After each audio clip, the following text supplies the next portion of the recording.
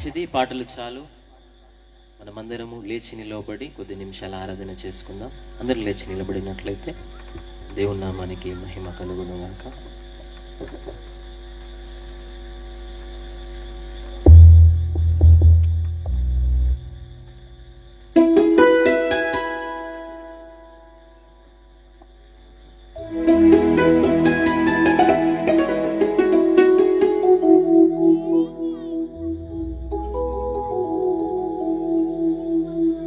అందరము కళ్ళు మూసుకుని కొద్ది నిమిషాలు ప్రభువులో ఆనందం చేద్దాం, ప్రభువులో ఆనందించుదాం. దేవుని నామానికి మహిమ కలుగునుగాక. స్తోత్రం. హల్లెలూయా, హల్లెలూయా, హల్లెలూయా, హల్లెలూయా. స్తోత్రం. ఎవరు దిక్కులు చూడకుండా సంపూర్ణముగా దేవుని ఆరాధన చేద్దాం, యథార్థంగా దేవుని ఆరాధన చేద్దాం. ఈ కూడికలను బట్టి దినము మనము చేస్తున్న ఈ ప్రాంతములో కొన్ని నూతన క్రియలు జరగబడాలి, కొన్ని అద్భుత కార్యములు జరగబడాలి, కొన్ని ఆశ్చర్య కార్యములు జరగబడాలి. ఈ కూడికలు పెట్టడానికి ఏదో డబ్బు ఎక్కువ ఉండి పెట్టడం కాదు, ఎవరో ఇస్తున్నారని పెట్టడం కాదు, కానీ ఆత్మల పట్ల భారము కలిగి మాత్రమే ఈ కూడికలు మేము రక్షణ సువార్త కూడికలు పెట్టడం జరిగింది. దయచేసి అందరూ యథార్థంగా దేవుడి ప్రాంతములో ఈ కూడికల ద్వారా తన కార్యము జరిగించేలాగున యథార్థంగా దేవుని ఆరాధన చేద్దాం. బిడ్డలారా, దేవుడు మన మధ్యలోనికి ఆహ్వానం చేద్దాం, దేవుని మన మధ్యలోనికి ఆహ్వానం చేద్దాం.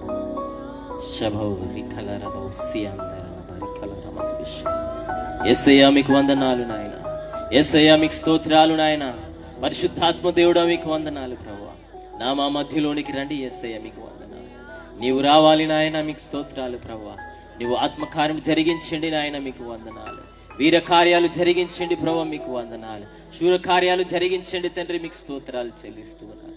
పరిశుద్ధాత్మ దేవుడా మీకు వందనాలు. అందరం స్తుతించండి. మీ స్వరాలు నాకు వినబడట్లేదు. యథార్థంగా దేవుణ్ణి ఆరాధన చేయండి, స్తుతించండి బిగ్గరగా. Praise the Lord. Hallelujah, hallelujah, hallelujah, hallelujah. స్తోత్రం, స్తోత్రం, స్తోత్రం, స్తోత్రం, స్తోత్రం.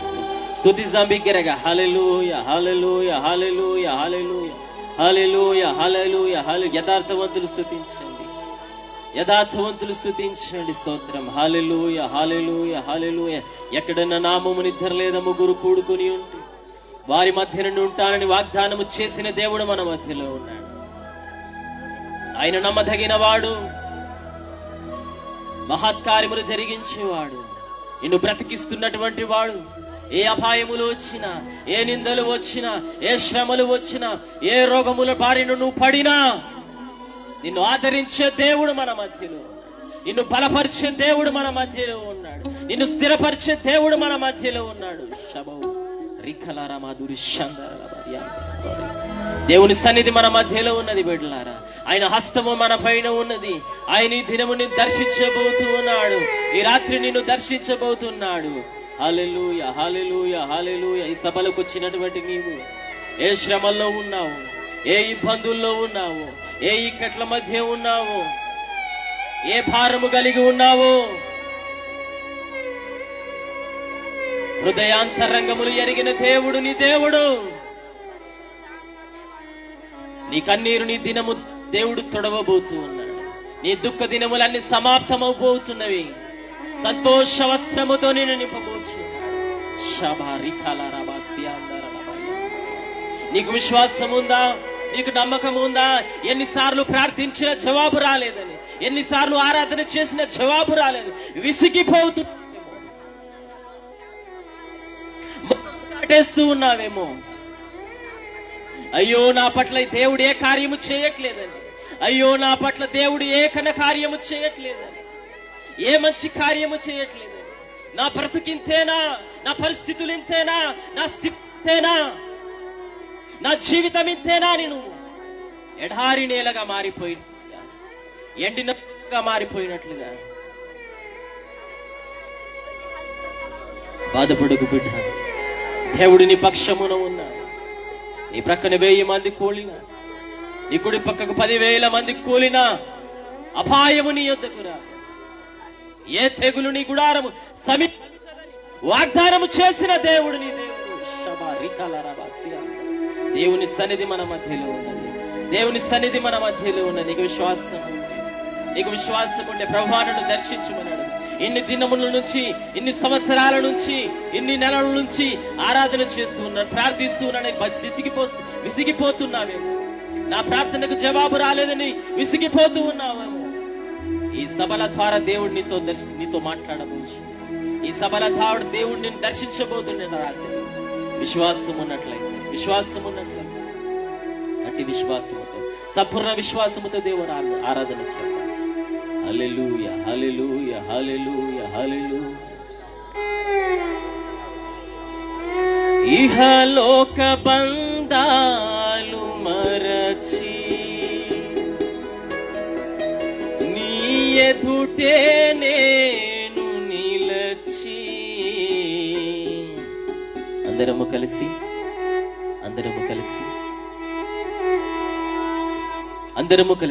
దేవుని ఆరాధన చేద్దాం.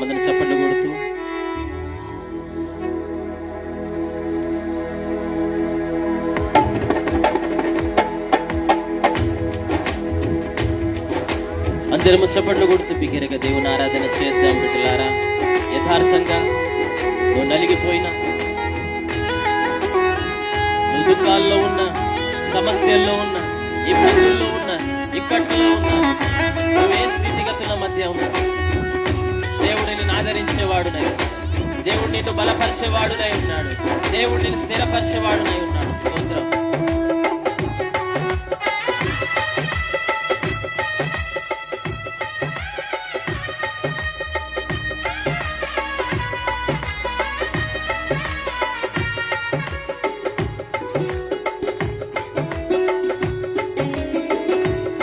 ఎవరు సమీపించలేని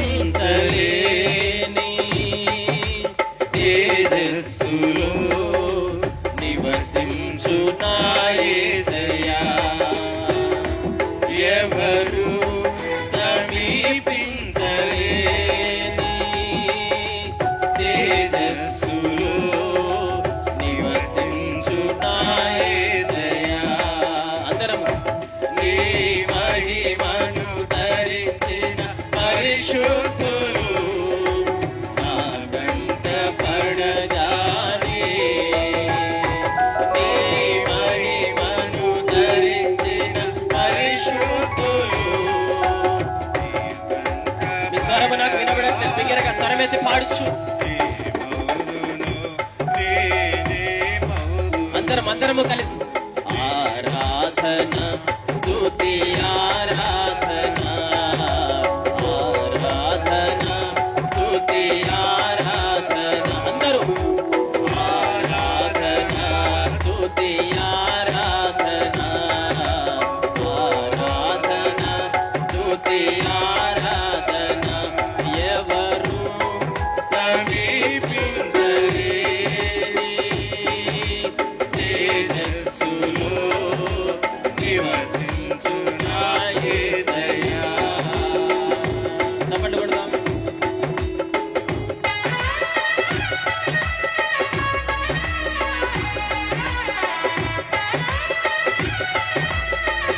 దేవుడు ఆశ్చర్యకార్యములు జరిగించేవాడు, నమ్మదగిన దేవుడు.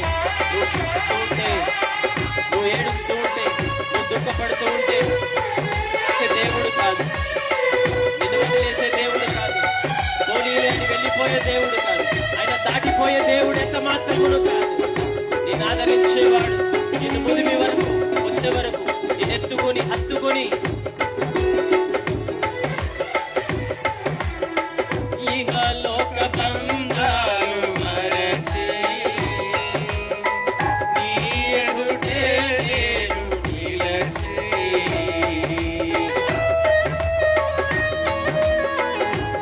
అందరం ఇహలోక బంధాలు మరచి నీ ఎదుటే నేను నిలచి.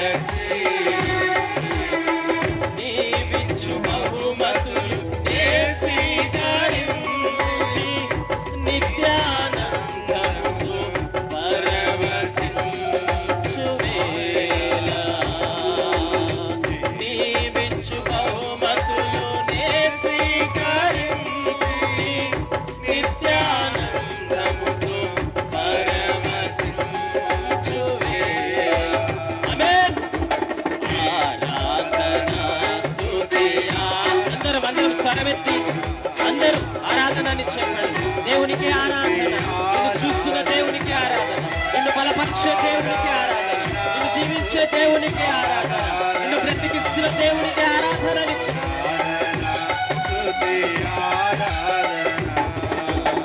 ఆరాధన స్తుతి ఆరాధన, ఆరాధన స్తుతి ఆరాధన.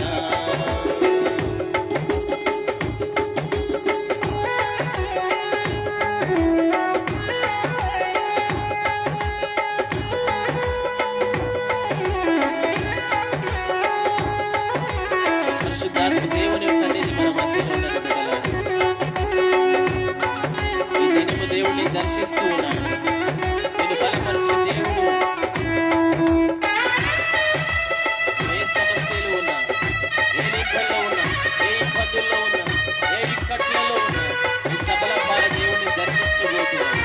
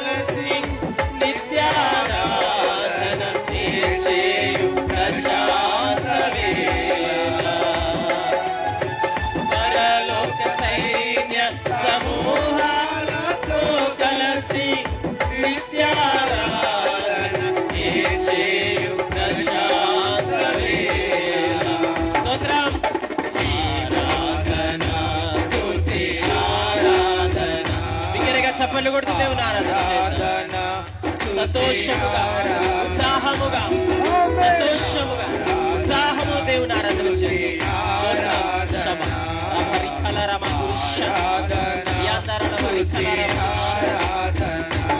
ఎవరు సమీపించలే తేజస్సులో నివసించునాయేసయ్యా. ఎవరు సమీపించలే తేజస్సులో నివసించునాయేసయ్యా.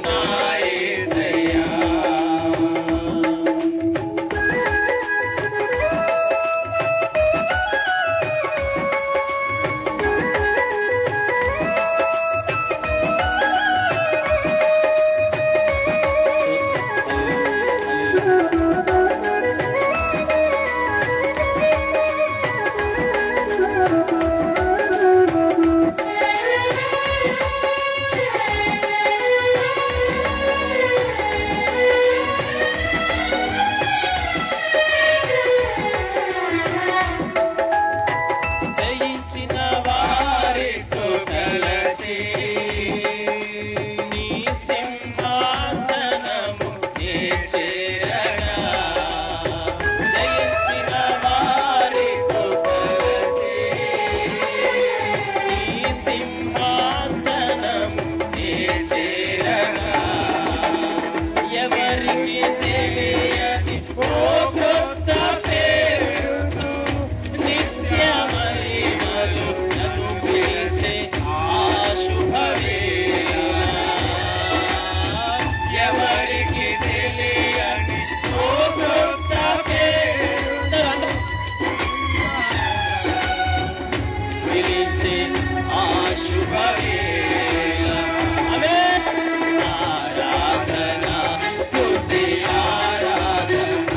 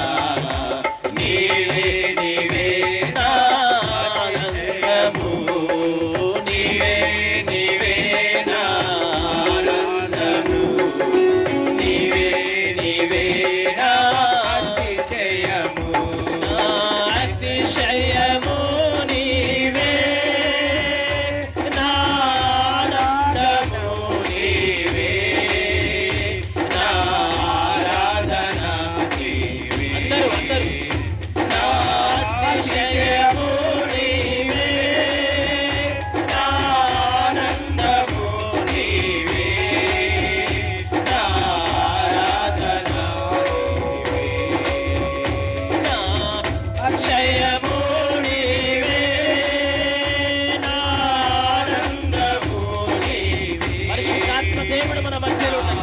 దర్శించబోతుండగా ఆత్మపూర్ణులై పరిశుద్ధాత్మ పూర్ణులై అందుకో యేసు అభిషేకమును నూతనమైనటువంటి అభిషేకము. నీకున్న సమస్యలు, నీకున్న దుఃఖ దినములన్నీ సమాప్తమైపోయి ఇదిగో నూతన వస్త్రాన్ని దేవుడు ధరింప చేయబోచుండగా అందుకో యేసు అభిషేకము.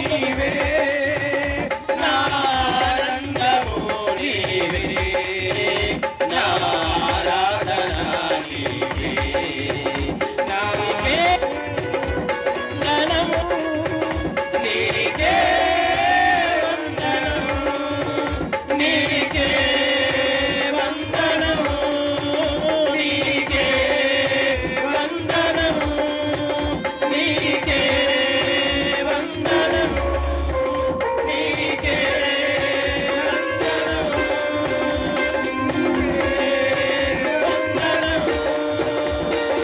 ఆరాధన స్తుతి ఆరాధన ఆరాధన స్తుతి ఆరాధన ఆరాధన అందరూ అదే నామస్మరణ నీవే కదా నా ఆరాధన, నీవే కదా నా ఆరాధన, ఆరాధన స్తుతి ఆరాధన ఆరాధన స్తుతి ఆరాధన ఆరాధన స్తుతి అందరూ దేవుని సన్నిధి మన మధ్యలో ఇంకొక దినములన్నీ సమాప్తమయ్యాయి. నీకున్న లోటు పాత్రని తీసివేసి, నీకున్న లోటు పాత్రని తీసివేసి ఒక నూతన అభిషేకమును దేవుడు ఇస్తూ ఉండగా అందుకో యేసు అభిషేకమును పొందుకో. నీవే కదా నా ఆరాధన, నీవే కదా నా ఆరాధన, ఆరాధన స్తుతి ఆరాధన ఆరాధన స్తుతి ఆరాధన ఆరాధన స్తుతి ఆరాధన ఆరాధన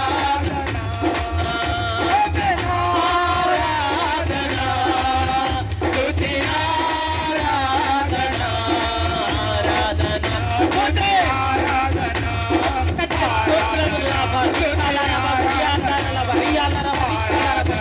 స్తుతి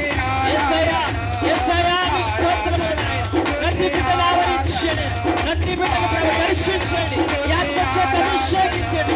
ఎలాంటి లోటుపాట్లు, ఎలాంటి చెడు స్వభావాలు ఉన్నా, ఎలాంటి సాతాను దుష్ట దురాత్మ శక్తుల ప్రభావములు ఉన్నా నజరేయుడవగు యేసుక్రీస్తు దిగిన నామములో లయపరచబడునుగా, లయపరచబడునుగా.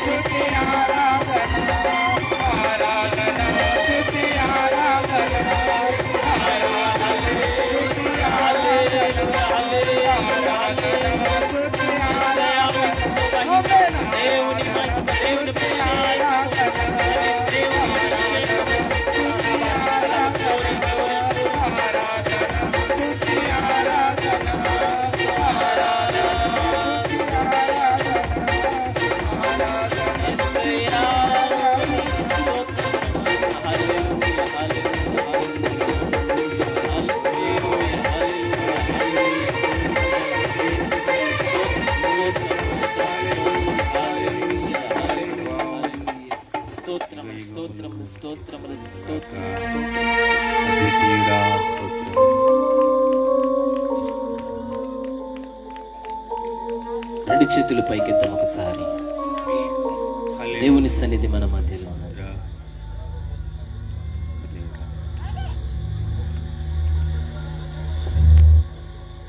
రెండు చేతులు పైకెత్తి ఎప్పుడైనా అడిగావా దేవుణ్ణి? ఎంతసేపు నీ అవసరాల కోసం, ఎంతసేపు నీ అక్కర్ల కోసం, ఎంతసేపు నీకున్నటువంటి సమస్యల కోసం, నీకున్నటువంటి ఇబ్బందుల కోసం, ఇక్కట్ల కోసం మాత్రమే దేవుని అడిగిన దినములు మాత్రమే ఉంటాయి. యేసయ్యను ఎప్పుడన్నా అడిగావా, ప్రభువా నాతో మాట్లాడాలి, రెండు చేతులు పైకెత్తుతాం. నాతో నీవు మాట్లాడినచో నీ బ్రతికేదను ప్రభు. నాతో నీవు మాట్లాడినచో నీ బ్రతికేదను ప్రభు. నా ప్రియుడా, నా హితుడా, నా ప్రాణనాథుడా, నా రక్షకా, ఒక్క మాట చాలు, ఒక్క మాట చాలు, ఒక్క మాట చాలు ప్రభు. ఒక్క మాట చాలు, ఒక్క మాట చాలు, ఒక్క మాట చాలు ప్రభు. నాతో నీవు మాట్లాడినచో నీ బ్రతికేదను ప్రభు. ప్రార్థన చేసుకుందాం బిడ్డలారా. మన మధ్యలో ఉన్న మైకేల్ పాస్టర్ గారు ప్రార్థన చేస్తారు. అందరూ అలాగని కళ్ళు మూసుకుంటుండగా ప్రార్థన చేసుకుందాం. స్తోత్రం నాయనా, పరిశుద్ధుడా యేసయ్యా, నీకు వందనాలు తండ్రి. మరి ఈ 2 రోజుల ఈ యొక్క సువార్త కూడికను తండ్రి ప్రభువా, మీకు మహిమార్థంగా ఈ లాస్ట్ రోజు జరిగిస్తున్న విధానం కొరకై మీకు వందనాలు. ఆయా గ్రామాల నుంచి, ఆయా ప్రాంతాల నుంచి తండ్రి ప్రభువా, ఈ మసీదుపల్లె గ్రామాన్ని దేవా యేసయ్య ప్రేమించి గ్రామానికి వచ్చిన బిడ్డలందరినీ మీరు ఎక్కడి కింద భద్రపరచుకోండి తండ్రి. ఈ స్థలమంతా మీ మహిమ చేత నింపండి యేసయ్య. కనిపించి కనబడనటువంటి దురాత్మ, అంధకార చీకటి ఆత్మలకి ఈ ప్రాంతములో చోటు లేకుండా చేయమని కోరుతున్నాం. నజరేయుడైన యేసు నామంలో వాటిని మీ అగ్నిలో కాల్చివేయమని ప్రార్థన చేస్తున్నాం. దేవానికి వందనాలు, స్తోత్రాలు. ఏ స్థలములైతే తండ్రి 2 లేక 3 మీ నామములో కూడి మీ నామాన్ని స్తుతిస్తే వాళ్ళ మధ్యలో ఉంటనన్నటువంటి దేవానికి వందనాలు, స్తోత్రాలు చెల్లిస్తున్నాం. కానీ 2-3 కంటే కూడా ఎక్కువ మందిని ఆయా ప్రాంతాల నుంచి మీ ప్రియ బిడ్డలమైనట్టు మేమందరం ఇక్కడ నిన్ను స్తుతించి నీ నామాన్ని ఘనపరుస్తూ నీ నామాన్ని హెచ్చిస్తున్న సమయముల ప్రభా, ఈ స్థలమంతా మీ అగ్ని చేత నింపుమని ప్రార్థన చేస్తున్నాం. దేవానికి వందనాలు, స్తోత్రాలు. మీరున్నటువంటి స్థలములో వెలుగుంటది దేవా, చీకటి అంతా తొలగించబడుతుంది కనుక తండ్రి యేసయ్య, ఈ ప్రాంతమంతా మీ వెలుగు చేత నింపుమని కోరుతున్నాం. ఈ గ్రామంలో కొంతమంది అయినా ఈ 2 రోజుల ఈ యొక్క సభతో కొంతమంది అయినా యేసే రక్షకుడు దేవుడని తెలుసుకొని మీ సన్నిధానంలోనికి వచ్చి మిమ్మల్ని స్తుతించి మీ నామాన్ని ఘనపరిచే యోగ్యత అనుగ్రహించమని కోరుతున్నాం. దేవానికి వందనాలు, స్తోత్రాలు. ఎవరు నశించుట నీకు ఇష్టం లేదయ్యా, నీకు వందనాలు, స్తోత్రాలు. తండ్రి ప్రభా, నువ్వు అందరినీ ప్రేమతో పిలుస్తున్నట్టుగా దేవుడు గనుక యేసయ్య, మీ చిత్తమైతే ఈ గ్రామంలో అనేకులను మీరు రక్షణలోనికి నడిపించుమని కోరుతున్నాం. దేవానికి వందనాలు, స్తోత్రాలు. తండ్రి యేసయ్య, ఇంతవరకు నా తండ్రి ఆరాధన చేసినటువంటి నా తండ్రి ఇక్కడ స్థానికంగా సేవ చేస్తున్న మీ దాసుడు తండ్రి ప్రభా యేసయ్య, మరి నతానేలయ్య గారిని తండ్రి, తన సతిమన్ని, తన పిల్లలను జ్ఞాపకం చేసుకోండి, దీవించండి, ఆశీర్వదించమని కోరుతున్నాం. యేసు నీకు వందనాలు, స్తోత్రాలు.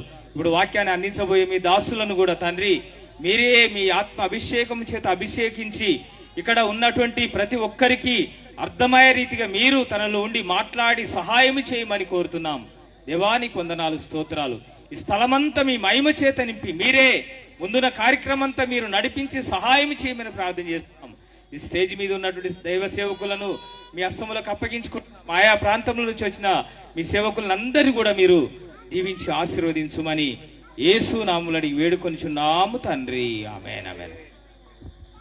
థ్యాంక్ యూ పాస్టర్ గారు. అందరం కూర్చుందామండి దయచేసి. ప్రభు నామానికి మహిమ కలుగును గాక. ఇంతవరకు దేవుణ్ణి మనం స్తుతించి ఉన్నాం, ఆరాధించి ఉన్నాం, దేవుని మహిమపరిచి ఉన్నాం. ఇప్పుడు దేవుని యొక్క వాక్యము మన మధ్యలో ఉన్నది, దేవుని యొక్క మాటలు మన మధ్యలో ఉన్నాయి. కాబట్టి ప్రభువు మనతో మాట్లాడులాగున మనమందరం సిద్ధపరచబడి ఉండాలి. దయచేసి వాక్యము బోధిస్తూ ఉండగా ఎవరు కానీ కొంచెం డిస్టర్బ్ కాకుండా, ఏ పనులు పెట్టుకోకుండా, ఎవరు మాట్లాడకుండా దయచేసి. చిన్నపిల్లలు ఎవరైనా ఉంటే ముందట వచ్చి కూర్చోండి, చైర్లు సరిపోవట్లేదు. దయచేసి చిన్నపిల్లలు ఎవరైనా కూర్చోగలిగిన వారు ముందట వచ్చి కూర్చోండి. కూర్చోగలిగిన వారు, చిన్నపిల్లలు కానీ కూర్చోగలిగిన వారు కానీ యవ్వనస్తులు కానీ ముందుకొచ్చి కూర్చున్నట్లయితే మనం శ్రద్ధగా వినొచ్చు. లేదంటే ఈ కుర్చీల చదువులే ఉంటుంది. దయచేసి ముందుకు వచ్చి కూర్చోండి. చిన్నపిల్లలు యవ్వనస్తులు ఎవరైనా ఉంటే ముందుకు వచ్చి కూర్చున్నట్లయితే మనం ముందుకు వెళ్దాం. ప్రభునామానికి మహిమ కలుగునుగాక. ప్రాముఖ్యమైనటువంటి సమయానికి మనం వచ్చిన మన మధ్యలో గజ్వేల్ ప్రాంతంలో పరిచర్య చేస్తూ ఆయా ప్రాంతాల్లో అనగా అనేక రాష్ట్రాల్లో ఇతర ప్రాంతాల్లో అద్భుతమైనటువంటి రీతిగా వాడబడుచున్నటువంటి మైసన్ గారి సునీల్ గారు మన మధ్యలో ఉండడం చాలా సంతోషకరం. వారు మన మధ్యలోనికి వాక్యం అందించడానికి మన మధ్యలోకి వచ్చిన కాబట్టి వారికి ఈ సమయాన్ని మనం అప్పగిస్తాం. వారు ముందుకు వస్తూ ఉండగా మనం అందరం చప్పట్లు కొడుతూ ఆయన మన మధ్యలోనికి ఆహ్వానం చేద్దాం.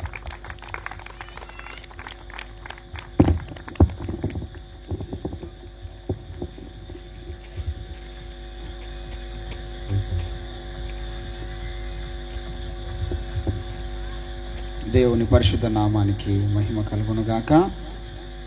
నాకు ఈ సమయాన్ని ఇచ్చినటువంటి దైవజనులు పాస్టర్ నతనేల్ గారిని బట్టి దేవుని స్తుతిస్తూ ఉన్నాను. మరి ప్రత్యేకంగా వారు నాకు 2014 సంవత్సరం నుంచి పరిచయము. అప్పటి నుంచి కూడా నేను తనతో మరి ఈ యొక్క ఆత్మీయ యాత్రలో ఒక ఆధ్యాత్మిక స్నేహితులుగా కొనసాగడానికి దేవుడు కృప చూపినాడు. ప్రసంగిలో ఒక మాట అంటాడు, 9వ అధ్యాయము 2వ వచనంలో, ఒకనితో స్నేహము చేయటైనను ఒకరిని ద్వేషించుటైనను అది మనుషుల వశంలో లేదు, దేవుని వశంలో ఉన్నది అని దేవుడు మాట్లాడుతూ వస్తాడు. కాబట్టి ఈ ప్రాంతానికి వచ్చిన తర్వాత నాకు ఏ రీతిగా పరిచయం అయ్యాడో తెలియదు. కానీ నతానేలు పరిచయం అయినప్పటి నుంచి అన్నగారితో చాలా మీటింగ్స్ ఈ ప్రాంతంలో మేము పెట్టాం. మరి మంచి సువార్త భారము కలిగినటువంటి దైవజనులు, ఎన్నో ఇబ్బందులు కొలిమిలో వారు దేవుని పరిచర్యలో కొనసాగుతూ ఉన్నారు. ఎప్పుడు చూసినా మరి తన యొక్క కష్టార్జితం అంతా కూడా ప్రభు పరిచర్యకు తన అంకితం చేస్తున్న వాడుగా మనం చూస్తాం. నా సోదరులు, నా యొక్క రక్త సంబంధులు, నా గ్రామస్తులు కొందరైనా నిజమైనటువంటి దేవుని తెలుసుకొని చీకట్లో నుంచి వెలుగులోనికి రావాలనేటటువంటి తపన తనలో నేను మరి 2014 నుంచి కూడా గమనిస్తూ ఉన్నాను. చాలా సువార్త భారం కలిగినటువంటి దైవజనుడు తనను, తన కుటుంబాన్ని మరి ప్రేమించి, అక్క యశోదక్క కూడా ఎంతో మరి తనకు సపోర్టుగా ఉంటూ వారికి దేవుడిచ్చినటువంటి సంతానం, పిల్లల్ని కూడా దేవుడు ఆశీర్వదించాలి. ఇంకా తన యొక్క విలువైన పరిచర్యలో ఘనమైనటువంటి పాత్రగా దేవుడు వాడుకున్నట్లుగా నేనైతే నిత్యం వారి గురించి ప్రార్థన చేస్తూ ఉన్నాను. నా గురించి మరి చాలా మంచి మాటలు చెప్పినా, నిజానికి అంత స్థాయి నాది కాదని నేను నమ్ముతూ ఉన్నాను. చాలా చిన్నవాణి, వేదిక మీద పెద్దలు ఎందరో ఉన్నారు.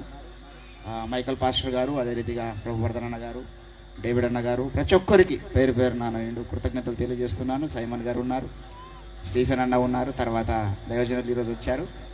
సామెల్ అన్న దయచేసి క్షమించండి మీ పేరు మర్చిపోయినందుకు. ఎందరో పెద్దలు వచ్చారు. వారి ముందు నేను అన్ని రీతిలుగా చిన్నవాణి, వయసులో కానీ అనుభవంలో కానీ దేవుని బిడ్డలారా. మరి నేను గజ్వేల్ ప్రాంతానికి వచ్చి 2011లో ఇక్కడికి వచ్చాను. మరి అప్పటి నుంచి ఇక్కడ ప్రభు పరిచర్యలో దేవుడు నాకు ఇచ్చినటువంటి అవకాశాన్ని బట్టి ముందుకు సాగుతూ ఉన్నాను. నాకు ఒక భార్య, 2 పిల్లలు. మా కుటుంబం గురించి ప్రార్థన చేయండి. హల్లెలూయా. దేవుని నామానికి మహిమ కలుగును గాక. లూకా సువార్త ఒక చిన్న మాట చదువుకుందాం. లూకా సువార్త 19వ అధ్యాయము. నేను క్లుప్తంగానే మాట్లాడతానండి. దయచేసి చివరి రోజు చాలా ప్రాంతాలు, చాలా గ్రామాల నుంచి వచ్చిన మీ అందరికీ ప్రత్యేకంగా యేసుక్రీస్తు నామములో నా యొక్క నిండు వందనాలు తెలియజేస్తూ ఉన్నాను. లూకా సువార్త 19వ అధ్యాయము దయచేసి 41, 42, 43 వచనాలు నేను చదువుతాను. దయచేసి శ్రద్ధగా ఆలకించండి. ఆయన పట్టణమునకు సమీపించినప్పుడు దానిని చూచి దాని విషయమై ఏడ్చి, నీవును ఈ దినమందైనను సమాధాన సంబంధమైన సంగతులను తెలుసుకున్న ఎడల నీకెంతో మేలు, కానీ ఇప్పుడు నీ కన్నులకు మరుగు చేయబడి ఉన్నవి. ప్రభువు నిన్ను దర్శించిన కాలము నీవు ఎరగక ఉంటివి గనుక నీ శత్రువులను నీవు నీ చుట్టూ గట్టు కట్టి ముట్టడి వేసి అన్ని ప్రక్కలను నిన్ను అరికట్టి నీలోనున్న నీ పిల్లలతో కూడా నిన్ను నేల కలిపిరి. చదవబడిన లేఖన భాగము దేవుడు మన వినికిడిలో ఫలింపచేయును గాక. Amen, amen. ప్రభునందు నాకు అత్యంత ప్రియులారా, క్రైస్తవ జీవితము అంటే గురుడిగా కొనసాగుతున్నటువంటి జీవితము కాదు అనే విషయాన్ని మనం మొదట గమనించాలి. ఒక రాజుగారి దగ్గర ఒక చాకలామె పనిచేసేదంట, బట్టలు ఉతికేటటువంటి ప్రక్రియ. ఒకరోజు ఆమె బట్టలు ఉతుకుని వెళ్ళిన తర్వాత ఏడుస్తూ కూర్చున్నదంట. రాజుగారి కుటుంబంలో బట్టలు ఉతుకుతున్నటువంటి ప్రక్రియ అంటే మామూలు విషయం కాదు కదా. ఆమె ఏడుస్తున్నటువంటి సమయంలో రాజుగారి యొక్క భార్య వెళ్ళి ఇంట్లో బట్టలు ఉతుకుతున్నటువంటి ఈమె ఎందుకో ఏడుస్తుంది అని చెప్పేసి ఆమెను చూసి ఏమైంది, ఏం జరిగిందని అడగదు కదా. ఎవరైనా బాధపడుతుంటే కనీసం మన వంతు మనం కొంత ఆ సానుభూతి ప్రకటించాలి అని చెప్పేసి ఆమె ఏడుస్తున్న ప్రక్రియను చూసి రాజుగారి భార్య కూడా ఏడుస్తుందట. రాజుగారి భార్య ఏడుస్తుందని చెప్పేసి మంత్రి గారి భార్య ఏడుస్తుందని చెప్పేసి భటుల భార్యలు, మొత్తం రాజా కుటుంబం వాళ్ళందరూ ఏడుస్తున్నారు. ఆ వార్తను విని గ్రామంలో ఉన్న వాళ్ళందరూ ఏడుస్తున్నారు. రాజుగారి భార్య ఏడుస్తున్నది, వీటేమో జరిగింది, ఏమో దారుణం జరిగింది అని. ఆ గ్రామానికి ఒక సాధువు వచ్చాడంట. వచ్చేసరికి ఎంట్రన్స్లో ఒక ఇంట్లో ఆమె దగ్గరికి వెళ్తే ఏడుస్తుందంట. ఆమె ఎందుకు ఏడుస్తున్నాం అంటే, రాజుగారి భార్య ఏడుస్తున్నది, మంత్రి గారి భార్య ఏడుస్తున్నది, మా ఇంటి పక్క ఆమె ఏడుస్తున్నది, మా ఇంటి ముంగట ఆమె ఏడుస్తున్నది, కాబట్టి నేను కూడా ఏడుస్తున్నా. సాధు గారికి డౌట్ వచ్చింది, అసలు ఎందుకు ఏడుస్తున్నావు నువ్వు, కారణం చెప్పు అంటే వెళ్ళి స్ట్రైట్గా రాజుగారి కుటుంబానికి వెళ్ళిపోయాడంట. రాజుగారి భార్యకి అడిగి సాధు, అమ్మగారు ఎందుకు ఏడుస్తున్నారు మీరు, కారణం ఏమిటో తెలుసుకోవచ్చా అంటే, ఈ చాకల ఆమె ఏడుస్తుంది కాబట్టి నేను ఏడుస్తున్నాను, నన్ను చూసి మంత్రి గారు ఏడుస్తారు, రాజుగారు ఏడుస్తారు, రాజ వ్యవస్థ అంతా ఏడుస్తున్నది.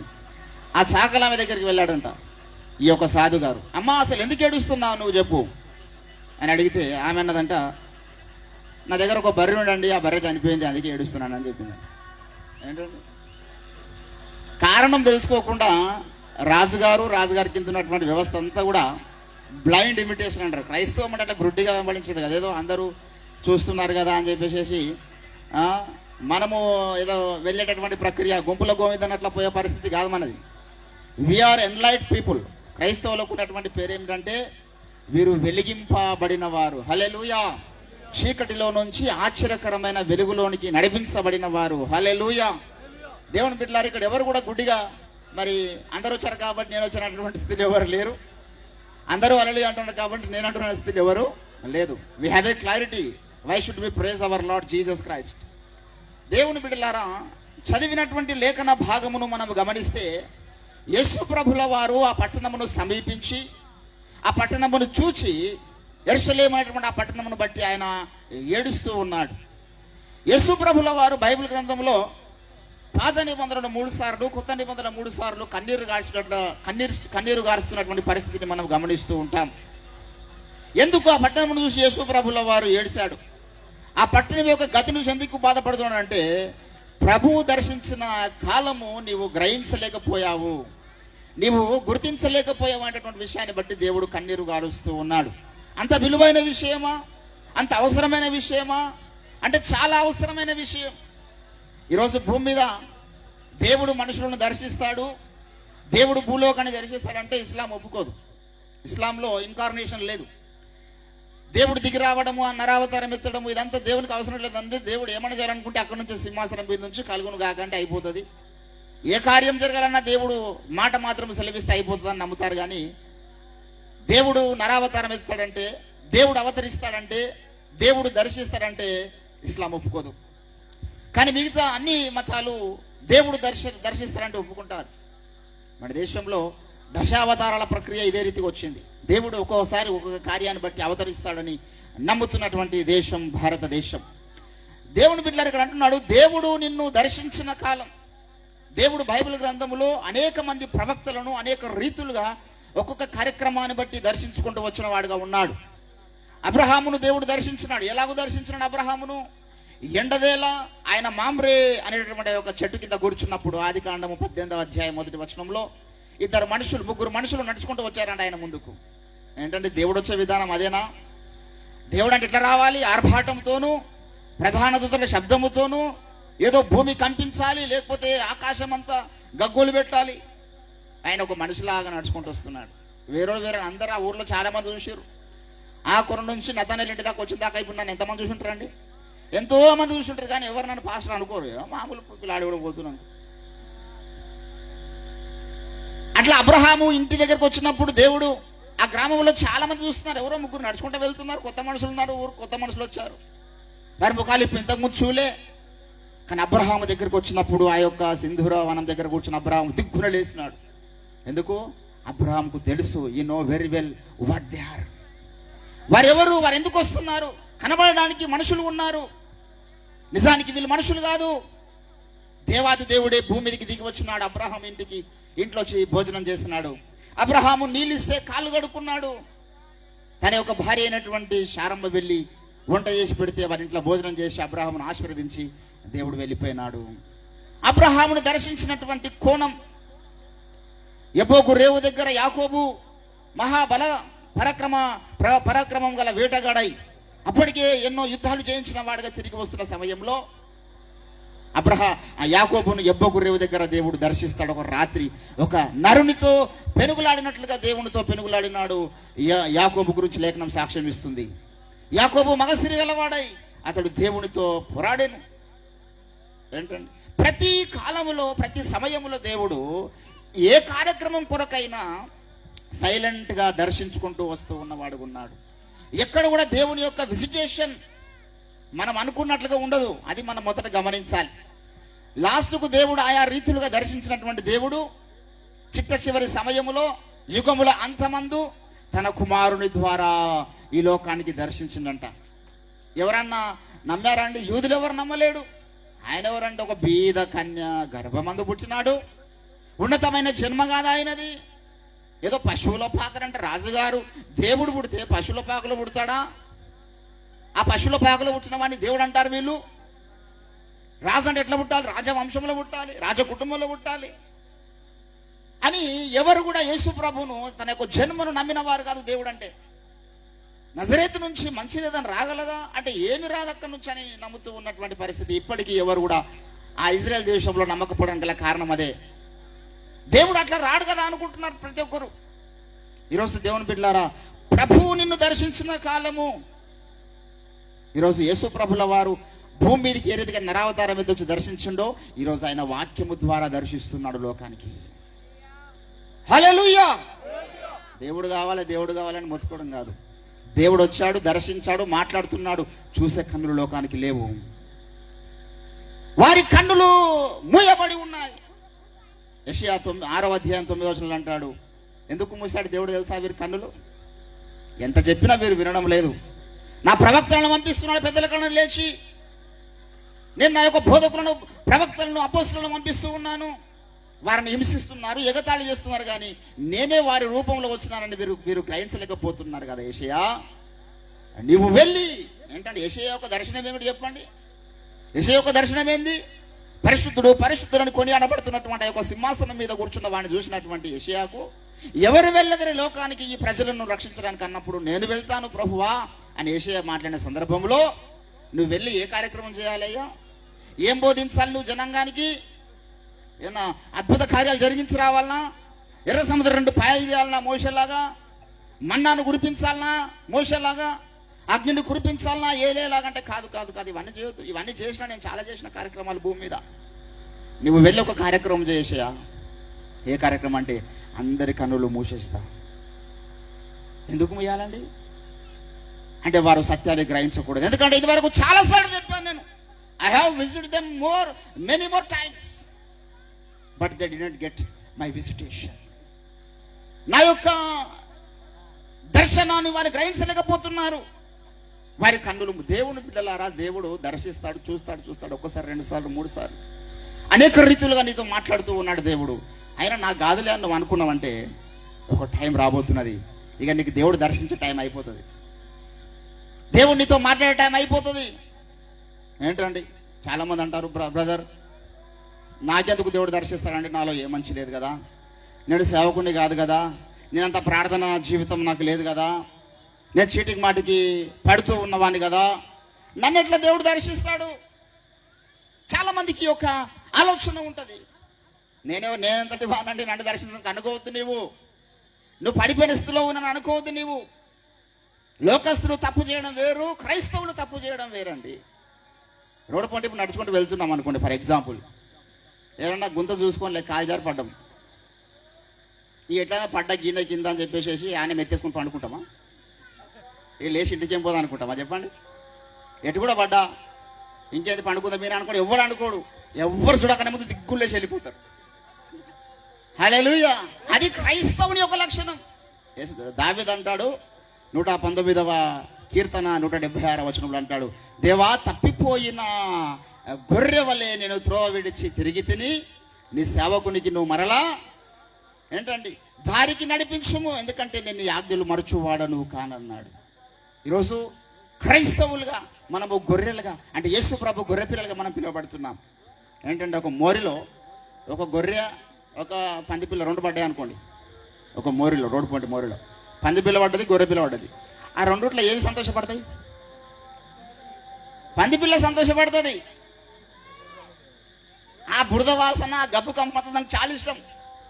ఆ యొక్క గబ్బులోనే అది దేవుని స్తుతిస్తుంది. ఆహా ప్రభువా, నేను అడుగు వాటికంటే ఊహించే వాటికంటే నాకు అత్యధిక గబ్బు కంపు దయచేసినందుకు నీకు ముంగటి 2 చేతులు అనుకుంటా లేపి దేవుని స్తుతిస్తుంది. కానీ గొర్రెపిల్ల ఏమంటదండి, ఎప్పుడెప్పుడు ఈ యొక్క మోరులోకి వెళ్ళి బయట పడదామా? అది ఆ గొర్రెపిల్లకి ఇష్టం ఉండదు. ఈరోజు నీ ద్వారా నా ద్వారా కూడా కొన్ని బాధకరమైనటువంటి పరిస్థితులు జరిగి ఉండవచ్చు. అయ్యో ప్రభువా, నన్ను ప్రేమించి నా కొరకు కలవరి కొండ మీద నుంచి విలువైన రక్తంలో నన్ను కొన్నావు, కన్నావు, నీ బిడ్డగా మార్చున్నావు, ఇదిగో నా పిల్లలను అత్తుకున్నావు. ఎందరూ దేవుని ఆత్మచేత నడిపించబడుతున్నారు, వాళ్ళు దేవుని పిల్లలు అన్నావు, అంగీకరించిన వారిని దేవుని పిల్లలు అన్నావు. I am the child of God. ఎంత ఉన్నతమైన స్థానం ఇచ్చాడు దేవుడు నాకు. అయినా నేను మరలా ఏదైనా తప్పు చేస్తే ఈరోజు ఆ బాధపడే మనసును చూడండి, గొర్రె పిల్లలాగా, అయ్యో నా ద్వారా ఫలానా తప్పు జరగకపోతే ఎంత బాగుంటుంది దేవా, నేను దుఃఖపెట్టానయ్యా ఆ సమయంలో, ఈ తప్పు చేయకుండా నా జీవితంలో ఈ యొక్క మచ్చ లేకపోతే ఎంత బాగుంటుంది. నువ్వు బాధపడుతున్న పరిస్థితి ఉండొచ్చు. ఆ బాధపడుతున్నటువంటి మనసే చెప్తుంది నువ్వు యేసయ్య బిడ్డవని. హల్లెలూయా. ఏంటంటే క్రైస్తవుడు తప్పు చేసి నేను ఎవడు సంతోషపడాడు అండి, తప్పు చేసినప్పుడు సంతోషపడ్డాడు, వాడు బాధపడతాడు. అది ఒక మార్కు యేసయ్య బిడ్డలుగా, అది ఒక బీజము, యేసయ్య చేసినటువంటి విత్తనం. అది ఆయన బీజం మనలో ఉన్నది కనుక మనము పాపము చేయజాలము, చేస్తే సంతోషపడలేము. ఈరోజు నేను ఎందుకు దేవుడు దర్శించాడు? నువ్వు పాపం చేసినప్పుడు సంతోషపడతలేవు కదా, పాపం చేసినప్పుడు నువ్వు ఆనందిస్తలేవు కదా, లోకస్తుల వలె నువ్వు దుఃఖపడుతున్నావు, బాధపడుతున్నావు. నేను దేవుడు ప్రతిరోజు దర్శించడానికి సిద్ధంగా ఉన్నాడు. దేవుని బిడ్డలారా, యేసు ప్రభుల వారు ఈ భూలోకానికి దర్శించినటువంటి ఆ దేవ దర్శనమును భూలోకము మిస్ అయిపోయింది. ఈరోజు గ్రంథాల రూపంలో దేవుడు దర్శిస్తున్నటువంటి దేవ దర్శనాన్ని అనేకులు మిస్ అయిపోతున్నారు. ఇప్పుడు నేను కొంచెం నా కోసం మీరు ఎదురు చూస్తున్నారండి, సునీల్ పాస్టర్ గారు వస్తారని. నేను వచ్చిన తర్వాత కూడా నేను వాక్యం చెప్తుంటాడు, ఇంకొస్తాడేమని అక్కడ చూస్తున్నారు అనుకో. ఇంకా రాడేది సునీల్ పాస్టర్ గారు అక్కడ చూస్తే ఎట్లుంటుంది? దేవుడు వచ్చాడు, భూమి మీదకి దర్శించినాడు, ఇంకా దేవుడు వస్తాడని ఎదురు చూస్తున్నారు ఈనాటి యూదులు. ఇంకా దేవుడు వస్తాడు, ఇంకా యొక్క పరిస్థితి ఉన్నది కలియుగాంతంలో. వీరభోగ వసంతరాయుడు తెల్లని గుర్రం ఎక్కి వస్తాడని శ్రీ పోతులూరి వీరబ్రహ్మేంద్ర స్వామి గారు చెప్పినారు. ఏమని చెప్పాలి? నరావతారం ఎత్తే ఈ యొక్క లోక కళ్యాణం జరిగేటువంటి ప్రక్రియలో దేవాతి దేవుడే తెల్లని గుర్రం ఎక్కి వసంతుడుగా, అంటే పెళ్లి కొడుకుగా ఆయన వస్తాడు. అప్పుడు కలియుగం అంతమైపోతుంది అన్నాడు. అది ప్రకటన 19:11 ఉన్నటువంటి మాట. ఇదిగో యేసు ప్రభుల వారు తెల్లని గుర్రం ఎక్కి వస్తున్నాడు, అప్పుడే అంతము కాబోతున్నది. దేవుని బిడ్డలారా, అనేక రీతులుగా మనుషులని దర్శిస్తున్నాడు. ఈ యొక్క అంత్య దినములలో ఒక కార్యక్రమం కొరకు దేవుడు భూలోకాన్ని దర్శించినాడు. ఈరోజు ఇంతవరకు దాకా మనం సువార్త చెప్పినాం. సరే, విన్న వాళ్ళు విన్నారు, వినండి వాళ్ళని వదిలిపెడదాం. చెప్పేటంత వరకు చెప్పాం, ప్రోత్సహించే వరకు ప్రోత్సహించాం, హెచ్చరించే వరకు హెచ్చరించాం, బ్రతిమిలాడే వారికి బ్రతిమిలాడినాం, ప్రేమ చూపే వారికి ప్రేమ చూపినాం, శతవిధాల ప్రయత్నాలు చేసినాం. అయినా వాడు రక్షణ పొందలేడు అనుకో, మనం దాన్ని బట్టి పెద్ద బీపీ పెంచుకోవద్దు. ఇప్పుడు దేవుని చిత్తంలో లేడనుకోవాలి. నిత్య జీవానికి నిర్ణయించబడ్డవారు స్వార్థ వాక్యం విన్నప్పుడు యేసు ప్రభు చెంతకు పరిగెత్తుకొని వస్తారు. ఎవ్వరికి భయపడరు, కులానికి భయపడరు, మతానికి భయపడరు, గ్రామానికి భయపడరు, వర్గానికి భయపడరు, ఎవ్వరికి భయపడరు. వాటి హృదయంలో దేవుని కార్యం జరిగినప్పుడు sooner or later they will come to Jesus Christ. Hallelujah. ఈరోజు అట్లా వచ్చిన వాళ్ళే మనం అందరం కూడా. ఈరోజు దేవుని బిడ్డలారా, ప్రభు దర్శిస్తున్నాడు భూలోకాన్ని. దేవ దర్శన కాలాలు గుర్తించాలి మనం. అది అందరికీ సాధ్యం కాదు. ఏంటండి, ఒక్కొక్క కాలాలు బైబిల్లో ఉండి చెప్తాడు దేవుడు. అందుకే ఆదికాండము 21వ అధ్యాయము 2వ వచనం అంట, నిర్ణయ కాలమున అబ్రహాముకు దేవుడు ఏం చేసిండు? దర్శించుండు. జకర్యా 10వ అధ్యాయం 1వ వచనంలో అంటాడు, కడవరి వానకాలం కొరకు మీరు ఏం చేయండి? వేడుకొనండి. ఎన్నో కాలాలు ఉన్నాయి. 2వ సమూయేలు 11వ అధ్యాయంలో 2వ వచనంలో వసంత కాలమున రాజులు యుద్ధమునకు బయలుదేరేటటువంటి పరిస్థితి గురించి మాట్లాడతాడు. హెబ్రీ పత్రిక 9వ అధ్యాయం 10వ వచనంలో ఇవి దిద్దుబాటు జరుగు కాలములు వచ్చే వరకు నిర్ణయించబడ్డ ఆచారములని మాట్లాడతాడు. అపోస్తల కార్యం 1వ అధ్యాయము 6వ వచనంలో దేవా ఇశ్రాయేలుకు మరలా నువ్వు రాజ్యం అనుగ్రహించదవు అన్నప్పుడు అన్నారు, కాలములు సమయములు తండ్రి తన స్వాధీనమందు ఉంచుకొని ఉన్నాడు, వాటిని తెలుసుకుంటా మీ పని కాదు. ఆయనను పరిశుద్ధాత్మ మీ మీదికి వచ్చినప్పుడు, when the Holy Spirit Lord has come upon, then only we should know what is the times and seasons in our life. చాలా మందికి ఇప్పుడు యేసు ప్రభు రాకడ గురించి అర్థమైతే లేదు. Because they don't have the anointing of the Holy Spirit. పరిశుద్ధాత్మ నింపుదల మనకు ఉండాలి. ఏ కాలంలో మనం ఉన్నాం, ఎట్టి కాలంలో మనం కొనసాగుతున్నాం, మన ముందు ఏ రకమైన కాలాలు రాబోతున్నాయి. చాలా సమీపంగా ఉన్నది దేవుని యొక్క రాకడ, దూరం లేదు. దేవుడు బిడ్డలారా, ఒక కార్యక్రమం జరగడానికి దేవుడు చూస్తున్నాడు. అందుకే ఈ కాలాలు గుర్తించాలంటే నీ జీవితంలో పరిశుద్ధాత్మ ద్వారా నువ్వు గుర్తించగలుగుతూ ఉంటాడు. మొదటి పేతురు పత్రిక 1వ అధ్యాయం 10వ వచనంలో ఆ ఆత్మ ఎట్టి కాలములను ఏ కాలములను సూచించవచ్చును. ఈరోజు చాలా మందికి పరిశుద్ధాత్మతో సహవాసం ఉండదు. దేవుని ఆత్మ చేత నడిపించబడేటువంటి స్థిరమం లేకపోతే ఆత్మ సంబంధమైన ఎన్నో విషయాలకు మనం దూరం అయిపోతాం. అర్థం కావు, బైబిల్ అర్థం కాదు. పరిశుద్ధాత్మ లేనిదే వేదాగమ పఠనముగా అన్ని మత గ్రంథాలు చదివినట్టు ఇది కూడా ఏదో అక్షరం మాత్రమే చదువుతుంది తప్పితే what is the depth in the Bible. బైబుల్లో దేవుని యొక్క స్వరముని వినలేవు పరిశుద్ధాత్మ నింపుదల లేకపోతే. పరిశుద్ధాత్మ నింపుదల లేకపోతే నువ్వు మారు మనసు కూడా పొందలేవు. పరిశుద్ధాత్మ నింపుదల లేకపోతే నువ్వు ఒక ఆత్మ కూడా నడిపించలేవు దేవుని దగ్గరికి. ఎందుకంటే ఒక ఆత్మ దేవుని దేవతను నడిపించబడాలంటే అక్కడ దేవుని యొక్క ఆత్మకార్యం జరగాలి. దేవుని ఆత్మ చేత నడిపించబడుతున్న వాడెవడు యేసుక్రీస్తు శాపగ్రస్తుడని చెప్పలేడు అంటాడు పౌలు 1 కొరింథీ 12వ అధ్యాయము 3వ వచనంలో. ఆత్మ ద్వారా ఒకడు మారు మనసు పొందుతున్నాడు. ఆత్మ దేవుడు వాని మీద అల్లాడకపోతే యేసు ప్రభే నిజమైన దేవుడు నిత్య జీవాన్ని వాడు గ్రహించలేడు. దేవుని బిడ్డలారా, ఈరోజు చాలా మందికి పరిశుద్ధాత్మ దేవునితో నడవాలి. ఈరోజు భూమి మీద మన పక్కలో ఉన్నాడండి. ఆయన దర్శించినాడు భూలోకాన్ని. నిన్ను దర్శించినాడు అనేక రీతులుగా. ఎంఐ దారిలో వెళ్తున్నాడు యేసు ప్రభుల వారు, పక్కలోనే నడుస్తున్నారు ఇద్దరు. సాధారణమైన మనిషి అనుకుంటున్నారు ఆయన చూసి. ఈరోజు పరిశుద్ధాత్మదుడు మీ పక్కన నడుస్తున్నాడు. ఆయన లేడు అనుకుంటున్నాను. ఏంటంటే తప్పు చేసేవాడు ఏమనుకుంటాడు తెలుసా? ఎప్పుడైనా వాడు తప్పు చేస్తున్న సమయంలో దేవుడు లేడు అనుకుంటున్నాడు. దేవుడు ఉన్నాడు అనుకుంటే ఆ టైం కూడా తప్పు చేయడు కదా. ఒక అవకాశం వచ్చింది దొంగతనం చేయడానికి, ఒక అవకాశం వచ్చింది వ్యభిచారం చేయడానికి, ఒక అవకాశం వచ్చింది త్రాగడానికి. అప్పుడు ఏమనుకుంటాడు వాడు? ఇప్పుడు ఎవరు నన్ను చూస్తారు అట్లా అనుకుంటేనే కదా వాడు వ్యభిచారం చేసేది. 100 మంది చూస్తున్నారు అనుకున్నప్పుడు చేస్తాడా? ఏంటంటే ఈరోజు చాలా మందికి పరిశుద్ధాత్మ దేవుడు మీలో ఉన్నాడు, మీ ప్రక్కలో ఉన్నాడు, మీ యొక్క చుట్టుముట్టు ఆయన ఆవరించి మీతో నడుస్తున్నాడు రా బాబు. ఆయన దర్శనాన్ని మీరు గ్రహించండి. నువ్వు ఆయనతో మాట్లాడకుండా అనుకో. ఇప్పుడు నేను మీ దగ్గరకు వచ్చినానండి, మీ ఇంటికి వచ్చినా, మీతో మాట్లాడకపోతే ఎంతసేపు మీరు నాతో కలిసి ఉంటారు?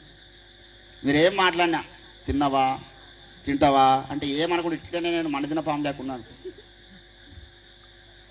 నేను ఎంతైనా నోడుకో నాకు సంబంధం లేదనుకుంటే మీరు బాబు నువ్వు వెంటనే వెళ్ళిపోయకుండా అంట. చేస్తామా సహవాసం మాట్లాడని వ్యక్తితో? ఇప్పుడు పరిశుద్ధాత్మ దేవుడు వచ్చాడు, మీలో ఉన్నాడు, మీ ప్రక్కలో ఉన్నాడు, మీరు ఆయనను గుర్తించడం లేదు, మీరు ఆయనతో మాట్లాడడం లేదు. ఎంతకాలం ఉంటాడు ఆయన? మౌనం ఉండడానికి వచ్చిండు ఆయన, నేను నడిపించడానికి వచ్చిండు, నీతో మాట్లాడడానికి వచ్చినాడు. ఎలియాజరు వెళ్ళాడండి, అబ్రహాం యొక్క నమ్మకమైనటువంటి దాసుడు. ఎక్కడికి వెళ్ళాడు తెలుసా? రిబ్కాను తీసుకురానికి వెళ్ళాడు. వచ్చేటప్పుడు చెప్తున్నాడు, అమ్మా ఇసాక్ ఇట్లుంటాడు, ఇసాకు యొక్క వైటు పర్సనాలిటీ, ఆయన యొక్క సౌందర్యము, ఆయన యొక్క క్యారెక్టర్, ఆయన ఏం పని చేస్తాడు, ఇసాకును ఆయన మాటల రూపంలో ఆయన పోర్ట్రేట్ చేస్తున్నాడు, ప్రతిక్షేపిస్తున్నాడు. ఆయన యొక్క రూపాన్ని చూడలేదామే. కానీ ఆ యొక్క ఇసాకు ఉన్నటువంటి పొలము దగ్గరికి రాగానే ఒంట మీద నుంచి కిందికి దిగి ఆమె నెత్తి మీద ముసుకేసుకొని నమస్కారం చేస్తుంది ఇసాకుకు. అంత పర్ఫెక్ట్ ఎట్లా గుర్తుపట్టావు నువ్వు? ఎంతోమంది కనబడి ఉంటారు కదా రోడ్డు పంట వచ్చేటప్పుడు, ఊరూరున ఒకరు కనిపిస్తాడు కదా. ఇప్పుడు అబ్రహాం ఉన్న గ్రామానికి వచ్చినప్పుడు కూడా ఎంతోమంది మూగలు కనబడి ఉంటారు కదా ఆమెకు. ఎవరు కనబడ్డప్పుడు ఆయన ఆమె ముసుగు తీయలేదు, అసలు వాళ్ళని పట్టించుకోలే. ఎందుకు? ఆమెకు తెలిసి ఇసాకు ఎవరు ఎప్పుడు చూసింది? మన వాట్సాప్ స్టేటస్లు ఉన్నాయి ఎప్పుడు లేక. ఫోన్లో మన ఫోటో తీసుకుపోయి వీడియో తీసుకుపోయి చూపించండి. ఆ ఎలియాజరు ఎట్లా గుర్తుపట్టిందండి? ఎట్లా గుర్తుపట్టింది? ఆమెకు ఆ ప్రత్యక్షత వచ్చేసింది. ఇప్పుడు పరలోక రాజ్యం పోయినాం అనుకో, మనం ఆడ ఎంతో ప్రతి ఒక్కరు మహిమతోనే ఉంటాడు. ఇప్పుడే మనం కొన్ని పెళ్లిలోకి పోతే ఆడ పెళ్లి పిల్లి ఎవరో పెళ్లి క్వశ్చన్ ఎవరో అర్థం కాకుండా ఆడ పరిస్థితి. పెళ్లి పిల్ల కంటే ఎక్కువ పెళ్లి క్వశ్చన్ తయారవుతున్నారు. ఆ పెళ్లి పిల్ల అంటే ప్రత్యేకంగా ఉండాలి కాబట్టి ఆమె కొంచెం అలంకరించారు, కొంచెం ఆమె బ్లౌజ్ మగ్గం వర్క్ చేసారు, ఆమె శారీ డిజైన్ చేసారు, ఆమె కేసు అలంకరణ చేసారు అంటే అది ఒక విషయం. ఆమెకి ఏదైనా అలంకరిస్తే తప్పు కాదు. కానీ పెళ్లికి వచ్చిన వాళ్ళు చూసి పరేషాన్ అయిపోయి పెళ్లి కొడుకు ఎవరి మీద తాడి కట్టాలని అర్థం కానీ పరిస్థితులు ఏర్పడ్డాయి ఇప్పుడు నాకు. భూమి మీదనే మనం పెళ్లికి పోతే అక్కడ పెళ్లి కూతురు ఎవరు అంత త్వరగా మనము ఆ వేదికలో వాడు తాళి కట్టితే గుర్తుపట్టలేము. అటువంటి పరిస్థితులు ఉన్నాయి కదా. అరే పరలోకంలో అందరూ మహిమలోనే ఉంటారు, అందరూ యేసయ్యలాగా మార్చబడే స్థితిలోనే ఉంటారంట. మళ్ళా రోమిలు రాసిన పత్రికలు అంటాడు 8వ అధ్యాయము 28వ వచనంలో, దేవుని ప్రేమించు వారికి అనగా ఆయన సంకల్పము చొప్పున పిలువబడిన వారికి మేలు కలుగుటకు సమస్తము సమకూడి జరుగుచున్నవని చెప్పి ఏమన్నాడు? తన కుమారుని స్వారూప్యంలోనికి మన అందరిని దేవుడు ఏం చేస్తున్నాడంట? మారుస్తూ ఉన్నాడు. అందరు యేసయ్య పోలికలకు మార్చబడరండి. ఎట్లా గుర్తుపడతారు మీరు? కవల పిల్లలు 2-3 ఉంటేనే గుర్తుపట్టలేము మనం. ఎవరు పెద్దోడో ఎవడు చిన్నోడో, ఎవడు మనకు వచ్చి కొట్టిపోయిండో, ఎవడు మనకు వచ్చి ముద్దు పెట్టి గుర్తుపట్టలేము. 2 పిల్లల దగ్గరికి పోతే అడిగి పోతే కొన్ని కోట్ల మంది యేసయ్య రూపంలోకి మార్చబడ్డ వాళ్ళు, హతసాక్షులుగా మరణించిన వాళ్ళు, యేసు రక్తంలో కడగబడిన వారు పరలోక రాజ్యంలో కొన్ని కోట్ల మంది ఉన్నారు, లెక్కకు మించినంత మంది ఉన్నారు. అంతమందిలో నువ్వు డైరెక్ట్గా రిప్కలాగా ఖాళీ యేసయ్య దగ్గరికి మాత్రం వెళ్ళి కౌగులించుకోవాలి. యేసయ్య వక్షస్థలానికి మాత్రం నువ్వు చేరాలంటే నువ్వు ఇట్లా ఇష్టంన్నట్ల బ్రతికి బైబిల్ చదవకుండా, వాక్యము వినకుండా, ప్రార్థన చేయకుండా, రహస్య పాపాలు మానకుండా, పరిశుద్ధ జీవితం మీద కాంక్ష వాంఛ లేకుండా, స్వార్థపూరితమైనటువంటి బ్రతుకు, వేషధారతో కూడుకున్న బ్రతుకు, అసూయ ద్వేషాలతో గర్వముతో బ్రతికితే ఆయనను గుర్తుపడతామా? ఇట్లా చచ్చిపోతే భూమి మీద ఉన్నప్పుడు నీలో యేసయ్య పోలిక రావాలంటే ఏం చేయాలి నీకు? ఎఫెసీయులకు రాసిన పత్రిక అంటాడు 4వ అధ్యాయం 12-13 వచనాలు, మనమందరము యేసయ్య ఉన్నటువంటి స్థితిలోనికి మార్చబడడానికి దేవుడు ఏం చేసినంట? అపోస్తులను, ప్రవక్తలను, సువార్థికులను, కాపరులను, ఉపదేశకులను ఎందుకు ఇచ్చిన దేవుడు? What is the main purpose? To achieve the fullness of Jesus Christ. యేసుకు సాటి అయిన సహాయంగా మనం ఉండాలి, యేసులాగా మనం ఉండాలి. ఈరోజు నిన్ను నన్ను మన అందరినీ భూమి మీద ఒక చిన్న సైజు యేసు ప్రభువులాగా మార్చడానికి పరిశుద్ధాత్మ దేవుడు భూలోకాన్ని దర్శించినాడు.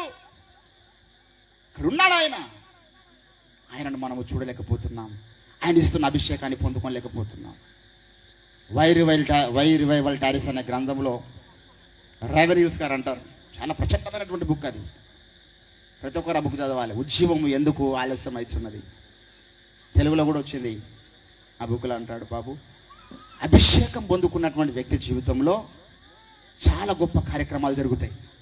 అందులో ఒకటి ఏంటంటే ఆయన మీద అభిషేకం పెరగకపోతే కొంతమంది ఆయనకు ఆకర్షితులు అవుతారు, సువార్తకు ఆకర్షితులు అవుతారు, ఆయన ప్రేమకు ఆకర్షితులు అవుతారు. ఇంకా అభిషేకం పెరిగే కొద్దీ ఆయనకు సమాజం వ్యతిరేకమవుతుంది.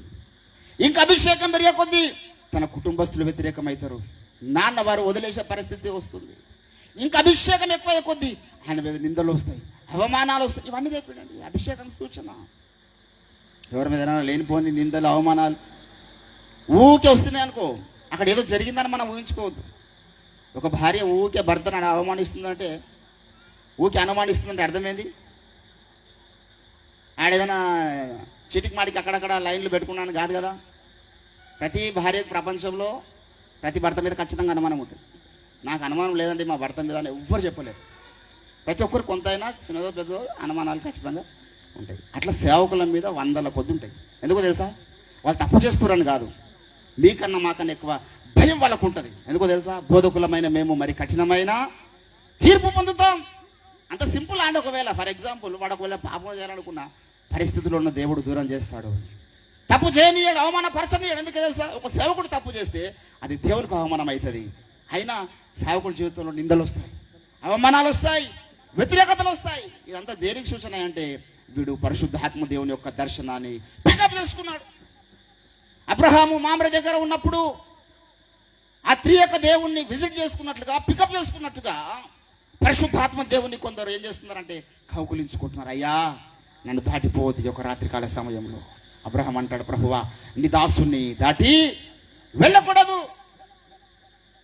దావీదు కుమారుడా నన్ను దాటిపోకయ్యా, నజరేతు వాడా నన్ను విడిచిపోకయ్యా. ఎంత చక్కని పాటను శాలింరాజు గారు, ఇది సైమన్ అన్న గారు అద్భుతంగా పాడతారు ఈ పాట. దేవుని బిడ్డలారా, మనం అనాలి దేవునికి. ఆయన దాటిపోయే దేవుడు. కొన్నిసార్లు మనం బలవంత పెట్టాలి దేవుణ్ణి. అబ్రహాం ఎంత బలవంతం చేస్తారంటే వెళ్తానంటే పోనీయాడు అబ్రహాము. అయ్యా కొంచెము భోజనం చేసిపో, ఒక రొట్టె తినిపో, కొంచెం నీళ్ళు తాగిపో, కొంచెం కాళ్ళు కడుకో, బలవంత పెడుతున్నారు. యాకోబు అయితే ఆయన కాళ్ళు పట్టుకొని కూర్చుండు రాత్రి అంతా. పోతానంటే పోనీయాడు దేవుణ్ణి. దేవుని ముందు యాకోబు ఎంతండి, పురుగు వంటి యాకోబు అన్నాడు దేవుడు. ఇట్లా అదిలిస్తే అడ్రస్ లేకుండా పోతాడు. ఎవరు? యాకోబు. కానీ దేవుడు అట్లా అనలే. నేను ఇంట్లోకి వెళ్ళి బయటికి ఎప్పుడైనా వచ్చేటప్పుడు నాకు కూతురు వస్తుంది. వచ్చి నాకు ఇంట్లోకి వెళ్ళి బయటికి పోనీ కాలు పట్టుకుంటుంది గట్టిగా. ఆమెకు బతిమిలాడి చెప్పి ఇది చెప్పి అది చెప్పి బిడ్డానికి వచ్చేటప్పుడు ఇంత పెద్ద చాక్లెట్ తెస్తా, ఉండదు అంత పెద్ద చాక్లెట్, ఇంత పెద్ద చాక్లెట్ తెస్తా, నీకు అవి తెస్తా అని బతిమిలాడి ప్రేమతోని ఆమె నచ్చజెప్పి బయటికి వస్తాడు. ఏ తండ్రి అయినా అని జాడి చిక్కడదాన్ని అక్కడదాన్ని వస్తాడా? ఎవరు రారండి. ఈ లోకంలో మనుషులు ఎవరు రారు కదా. దేవుడు నువ్వు ఆయన దర్శనానికి అడ్డం పడ్డావనుకో రాత్రికాల సమయంలో, చాలు పోరా అన్నాడు ఆయన. ఆయన నీకు నడక నేర్పువాడు, నేను కౌగిలించుకునేవాడు. ఎఫ్రాయిం గురించి అంటాడు దేవుడు. దేవుడు ఈరోజు ఆయన యొక్క ప్రొటెక్షన్ మనకు లేకపోతే దుష్టుడు ఉన్నాడు రెడీలా. ఎప్పుడెప్పుడు నిన్ను మింగుతున్నా అని ఎదురు చూస్తున్నాడు అంటాడు. మొదటి పేతురు 5:8 మీ విరోధైన అపవాది ఏం చేస్తున్నాడు? గర్జన సింహంలాగా ఎవరిని మింగుతున్నా అని ఎదురు చూస్తూ ఉన్నాడు అంటాడు. నహూము 2వ అధ్యాయం 1 అంటాడు, లయకర్త మీ మీదికి వచ్చుచున్నాడు, జాగ్రత్తగా ఉండండి. మనం వాడిని ఏమి ఎదిరిస్తామండి? వాడు బలవంతుడు. దావీదు లాంటి దీర్ఘదర్శుడి క్షణాల్లో పాపంలో పడేసిన వాడు అపవాది. అయినా మనం వాంతో ఎదుర్కొనలేం, మన బలం సరిపోదు. మనకేం కావాలంటే just because of the Holy Spirit protection. When we should guided by the Spirit of God in our life. అదొక్కటి చాలు నీకు. ఆత్మచేత నడిపించబడుతున్నా అంటే కోటి సైతాన్లు అవతల రాని కాక, కోటి సైతానుడి ముందుకు రాని కాక క్షణంలో నువ్వు వాటి మీద జయం పొందుతావు.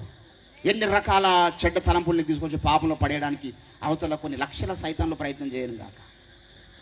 ఒక్క విశ్వాస చుట్టుముట్టు ఎప్పుడు ఒక్క దయ్యం రాదు, మీరు గుర్తుపెట్టుకోవాలి. మీరు సింపుల్గా ఏదో ఆశమాసి ఉంటే నడవది పరిస్థితి. దినాలు చాలా దారుణంగా ఉన్నాయి. ఒక్కొక్క విశ్వాస దగ్గర వాడు కనీసం 1,000,000 దయ్యాలను పెడతాడు సైతాన్ గారు. వాడి సామ్రాజ్యం ఎక్కువ కదా. 1/3 వంతు వాడు దొంగిలించిన ఆకాశంలో. ఆకాశ సైన్యంతో మనం పోరాటం చేస్తున్నామంటాడు అపోస్తుల కార్యం 7వ అధ్యాయం 42వ వచనంలో. ఆకాశ సైన్యమే మనకు విరోధంగా ఉన్నదండి. దయ్యాల యొక్క సామ్రాజ్యం మనకు విరోధంగా ఉన్నదంటాడు ప్రకటన 18వ అధ్యాయం 3వ వచనంలో. దయ్యము కాపురం ఉన్నటువంటి లోకంలో మనం ఉన్నాం. మొదటి యోహాను పత్రిక 5:19 అంటాడు, ఈ భూలోకము దుష్టులకు అప్పగించబడి ఉన్నది. ఈ లోకం మనది కాదు. ఇక్కడ సాతాను యొక్క అధికారం చేత నడుస్తుంది. నువ్వు పరిశుద్ధాత్మ యొక్క విజిటేషన్ లేకుండా జీవిస్తే, నువ్వు పరిశుద్ధాత్మ చేత నడిపించబడకుండా జీవిస్తే వాని లోకంలో నువ్వేం చేస్తావు? నీకు ఈవెన్ ఒక 5 నిమిషాలు ప్రార్థన చేయడం కూడా చేత కాదు. నోరు తెచ్చి ఒక వ్యక్తి సువార్త దీపం చేత కాదు. ఏమి చేత కాదు మనకి ఈ లోకంలో. ఎందుకంటే ఈ లోకంలో సర్వ హక్కులు, సర్వ అధికారము యుగ సంబంధమైన దేవత అయినటువంటి సాతానుకున్నది భూమి మీద. భూమి మీద మనకు అధికారం లేదు. మనం స్పెషల్గా పొందుకోవాలి దేవుని దగ్గర అడిగి, ప్రభువా నీ అధికారం నాకు ఈ తండ్రి. అప్పుడు అంటాడు ఆయన, దయ్యపు శక్తుల మీద నేను మీకేమిస్తున్నా? అధికారం ఇస్తున్నా. పాపం మీద మీకు అధికారం ఇస్తున్నా. లోకం మీద మీకు అధికారం ఇస్తున్నా. లోకాశల మీద మీకు అధికారం. దేవుడు ప్రతిదాని మీద మనకు అధికారం ఇవ్వాలి. ఎందుకంటే ఈ లోకంలో ఉన్నటువంటి అధికారానికి పైగా మన అధికారం ఉన్నప్పుడు మాత్రమే మనం జయించగలుగుతాం. కానీ దేవుని బిడ్డలారా, ఈరోజు మనం ఆశమర్షిగా ఉంటే పరిస్థితులు నిన్ను పాడు చేయడానికి చాలా సిద్ధంగా ఉన్నాయి. ఈరోజు అంటున్నాడు ఇక్కడ, నిన్ను ప్రభు దర్శించిన కాలము నీవు ఎరిగి ఉంటే ఎంత మంచిగా ఉండే. ప్రభు దర్శించిన కాలాన్ని వెరగకపోతేవి అని యేసు ప్రభుల వారు కన్నీరు పెట్టుకుంటున్నాడు. ఈరోజు నా యొక్క హృదయ వేదన కూడా అదే. పౌలు అంటాడు రోమా 9వ అధ్యాయం 1వ వచనంలో, నా దేహ సంబంధుల నిమిత్తము నేను శక్యమైతే క్రీస్తు నుండి వేరే శాపగ్రస్తుడు నవ్వుకోరుచున్నాను. నన్ను ఒకవేళ సిల్వై ప్రభువా, నా ప్రాంత ప్రజలు నీ యొక్క దర్శనమును పొందుకోవాలి. ఈరోజు దేవుని బిడ్డలారా, లోకము చీకట్లో ఉన్నది. నువ్వు లోకానికి వెలుగుగా ఉన్నావు కదా, చీకట్లో ఉన్న ప్రజలకు వెలుగుచ్చు దీపంగా నువ్వు ఉన్నావు కదా. వెలుగుతున్న దీపం ఎక్కడ ఉండాలి ఏంటంటే, ఇంట్లో మనము దీపాన్ని వెలిగించి దీప స్తంభం మీద పెడతామా, లేకపోతే మంచం మీద పెడతామా, లేకపోతే తీసుకొచ్చి మన సంకలో పెట్టుకుంటామా? ఏడ పెడతాం? కొంత దూరం ఉంటుంది అది. దీపం అంటేనే కొంత దూరం ఉంటుందండి. నువ్వు నిజానికి దీపం అయితే, పౌలు అంటాడు ఫిలిప్పీయులకు రాసిన పత్రిక 2:16లో, మీరు జీవవాక్యమును చేత పట్టుకొని లోకమందు, ఈ మూర్ఖ లోకమందు మీరు జ్యోతుల వల్ల కనబడుచున్నారు కదా. దానియేలు 12:3 అంటాడు, బుద్ధిమంతుడైతే ఆకాశమందున్న జ్యోతిని పోలి ఉన్నాడు అన్నాడు కదా. మత్తయి సువార్త 5వ అధ్యాయం 16వ వచనంలో ప్రభు అంటాడు, మీరు లోకానికి వెలుగై ఉన్నారన్నాడు కదా. మరి మనం కొంత దూరం ఎందుకు ఉండలేకపోతున్నాం అన్నిటికీ? ఆ డిటాచ్మెంట్ లేదు చాలామందికి. నిజమైన దీపము ఈ లోకపు మమతలు మమకారాల్లో పడిపోదు, ఈ లోకపు ఎమోషన్స్లో పడిపోదు. నిజమైనటువంటి దీపం తెగువతో బ్రతుకుతారు వాళ్ళు. నేను దేవుని పని కొరకు ప్రత్యేకించబడ్డవాడిని, నేను లోకానికి వెలుగుగా ఉండవలసిన వాడిని. లోకంతో నేను కలిసిపోనండి, లోక స్నేహాలనే కొట్టుకుపోనండి, లోక అలవాట్లలో కొట్టుకుపోనండి, లోకము చెప్పే మాటలతో నాకు సంబంధం లేదండి. లోకం నా గురించి ఎటువంటి అసెస్మెంట్ అని చేయను కాక, నేను పరిశుద్ధాత్మ దేవుని దర్శనం పొందుకున్నవాడిని, పరిశుద్ధాత్మ దేవుని నడిపిస్తున్నవాడిని కదా.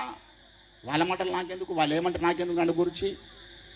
లోకం యొక్క తీర్పులను పట్టుకొని చాలామంది బాధపడతా ఉంటారు. ఈరోజు దేవుని బిడ్డలారా, నీ జీవితంలో ప్రభువు దర్శించిన కాలం గుర్తించగలుగుతున్నావా? ఏ రీతిగా నేను దర్శించినాడు, ఏ పని కొరకు నేను దర్శించినాడు, ఏ పని చేయమని దేవుడిని ఈరోజు దర్శిస్తూ ఉన్నాడు? నీవున్న స్థాయిలో, నీవున్న గ్రామంలో, నీవున్న కుటుంబంలో, నీవున్న పరిసర ప్రాంతాల్లో what is your theme, what is your aim, what is your call? నీ పిలుపు ఏమిటి?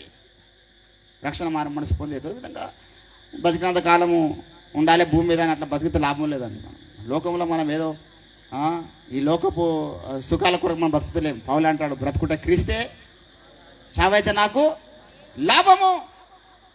దేవుని బిడ్డలారా, ఈ లోకంలో మన యొక్క యాత్ర ముగించబడకన ముందు నువ్వు పొందుకున్న దేవ దర్శనాన్ని అనేకులకు వెలుగుగా నువ్వు ప్రకాశించకపోతే నీవు కూడా అడ్రస్ లేని మనిషిగా అయిపోతావు.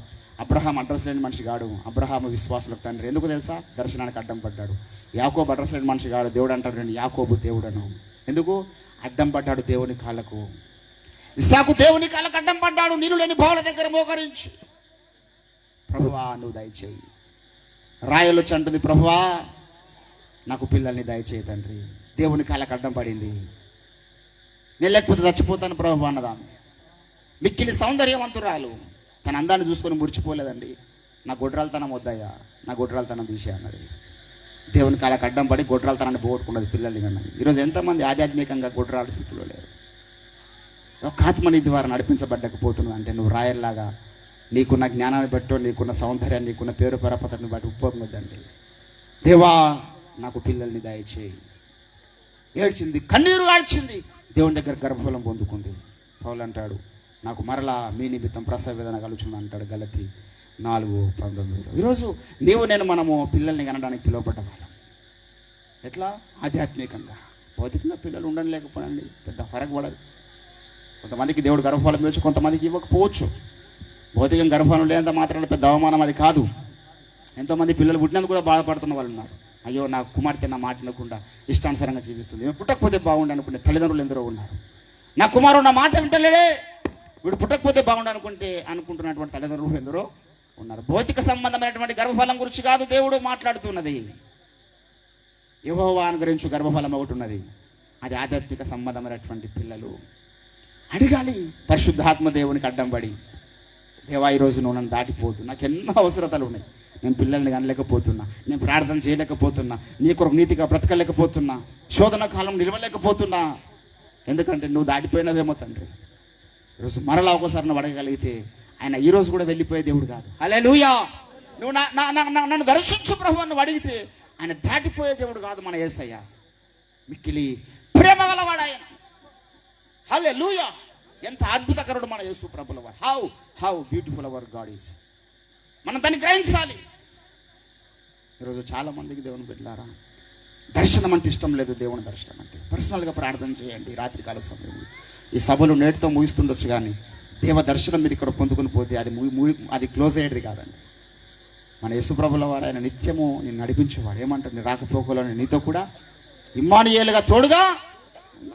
ఏదో లోకంలో ఉన్నటువంటి దేవునిలాగా అక్కడ గూట్లో పెడితే అక్కడ కూర్చున్న దేవుడు కాదు ఆయన. నీ వెనకాల వస్తాడు. నువ్వు నడుస్తుంటే నీతో మాట్లాడతాడు, నువ్వు బాత్రూంలో పోతే మాట్లాడతాడు, నువ్వు తింటున్నప్పుడు మాట్లాడతాడు, నువ్వు పండుకున్నప్పుడు మాట్లాడతాడు, నువ్వు పని చేస్తున్నప్పుడు మాట్లాడతాడు. ఆయన మాట్లాడే దేవుడు. ఆయన దేవుడు మన మౌనంగా ఉండే దేవుడు కాదు ఆయన. పరిశుద్ధాత్మ దేవుడు ఈరోజు యేసు ప్రభు గురించి నీకు కొంత బోధ నేర్పించడానికి నీ ప్రక్కలోకి వచ్చినాడు. యేసు ప్రభుని ఈరోజు మనం కన్నులారా చూడలేం కదా. ఎట్లుంటాడు ఎవరు ఆ ఫోటోలో కూడా దేశాయ ఫోటోనా కాదు కదా. యేసు ప్రభు ఎట్లా ఉంటాడో భూమి మీద నువ్వు చూడాలి.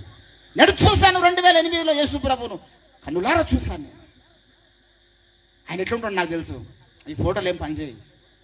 బిహెచ్ లాంటి ప్రాంతంలో ఆ దేవుని యొక్క ముఖం నేను కన్నులారా చూశానండి ప్రార్థనలో ఉన్నప్పుడు. భ్రమ కాదు, కల్పన కాదు, కట్టుకథ కాదు.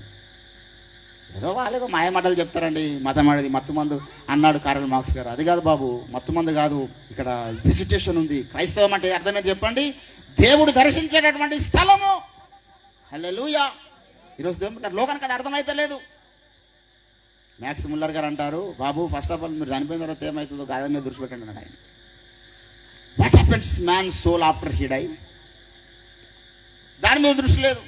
అందరు లోకులు పోయేటటువంటి మార్గం నేను కూడా వెళ్తాను కదా, ఏం పర్వాలేదు, ఎట్లా బతికినా అనుకుంటున్నారు చాలామంది. పొరపాటు. క్రైస్తవుడు అసలు అట్లా అస్సలు బ్రతకొద్దు. లోకస్తులాగా ఏదో మనము బ్రతకడానికి కాదు వెలిగింపబడింది. You are the special person. నీకు చదువు రాకపోవచ్చు, అధికంగా నీకు బైబిల్ జ్ఞానం లేకపోవచ్చు, నువ్వు ఆత్మ చేత నింపబడితే, అభిషేకం చేత నింపబడితే, you are the special person in your place. You are the special person in your village. నువ్వు ఒక ప్రత్యేకమైనటువంటి కార్యక్రమం నీ ద్వారా దేవుడు జరిగించుకుంటాడు. దేవుని బిడ్డలారా, ఎంతోమంది ప్రపంచానికి ప్రభావితం చేసినటువంటి బోధకుల చరిత్రలు చదివితే చదువు రాని వాడి ద్వారా సువార్తినోళ్ళే వాళ్ళు. డిఎల్ మూడీ భక్తుడు 6 ఖండాలను కదిలించిండు ఆయన. చార్లెస్ ఫిన్నీ గారు ప్రపంచంలో ఆయన చేసినంత సువార్త ఎవరు చేయలే. వాళ్ళకి ఎవరు చెప్పి వాళ్ళ అమ్మలే సువార్త చెప్పారు. వాళ్ళ అమ్మనే. డిఎల్ మూడీ గారికి వాళ్ళ అమ్మని 6 సంవత్సరాల ప్రాయంలో తీసుకుపోయి సండే స్కూల్లో కూర్చోబెట్టేదంట. నువ్వు ప్రత్యేకంగా బ్రతకాలి బేట. నువ్వు దేవ దర్శనంతో బ్రతకాలి బేట. దర్శనం లేనటువంటి ప్రజలుగా మనం ఉండొద్దు. అది మనల్ని మండించదు, మనకు ఏ విషయంలో కూడా ముందుకు తీసుకెళ్ళదు. దేవుని బిడ్డలు ఇక్కడ అంటున్నాడు, ప్రభువు నిన్ను దర్శించిన కాలము నీవు ఎరగకుంటివి. ఒకవేళ ఎరిగితే, ఎరగలేరు కాబట్టి నీ శత్రువులు వచ్చి నీ చుట్టుముట్టారు, నిన్ను మట్టి కనిపించడానికి ప్రయత్నం చేస్తున్నారు, నిన్ను బలహీనపరచడానికి ప్రయత్నం చేస్తున్నారు. ఒకవేళ దేవ దర్శనం నీవు ఎరిగితే నీ శత్రువులకి నీవంటే భయం. నీ శత్రువులని నువ్వు బలహీనపరుస్తావు, నువ్వు వారిని మట్టి కనిపించేస్తావు.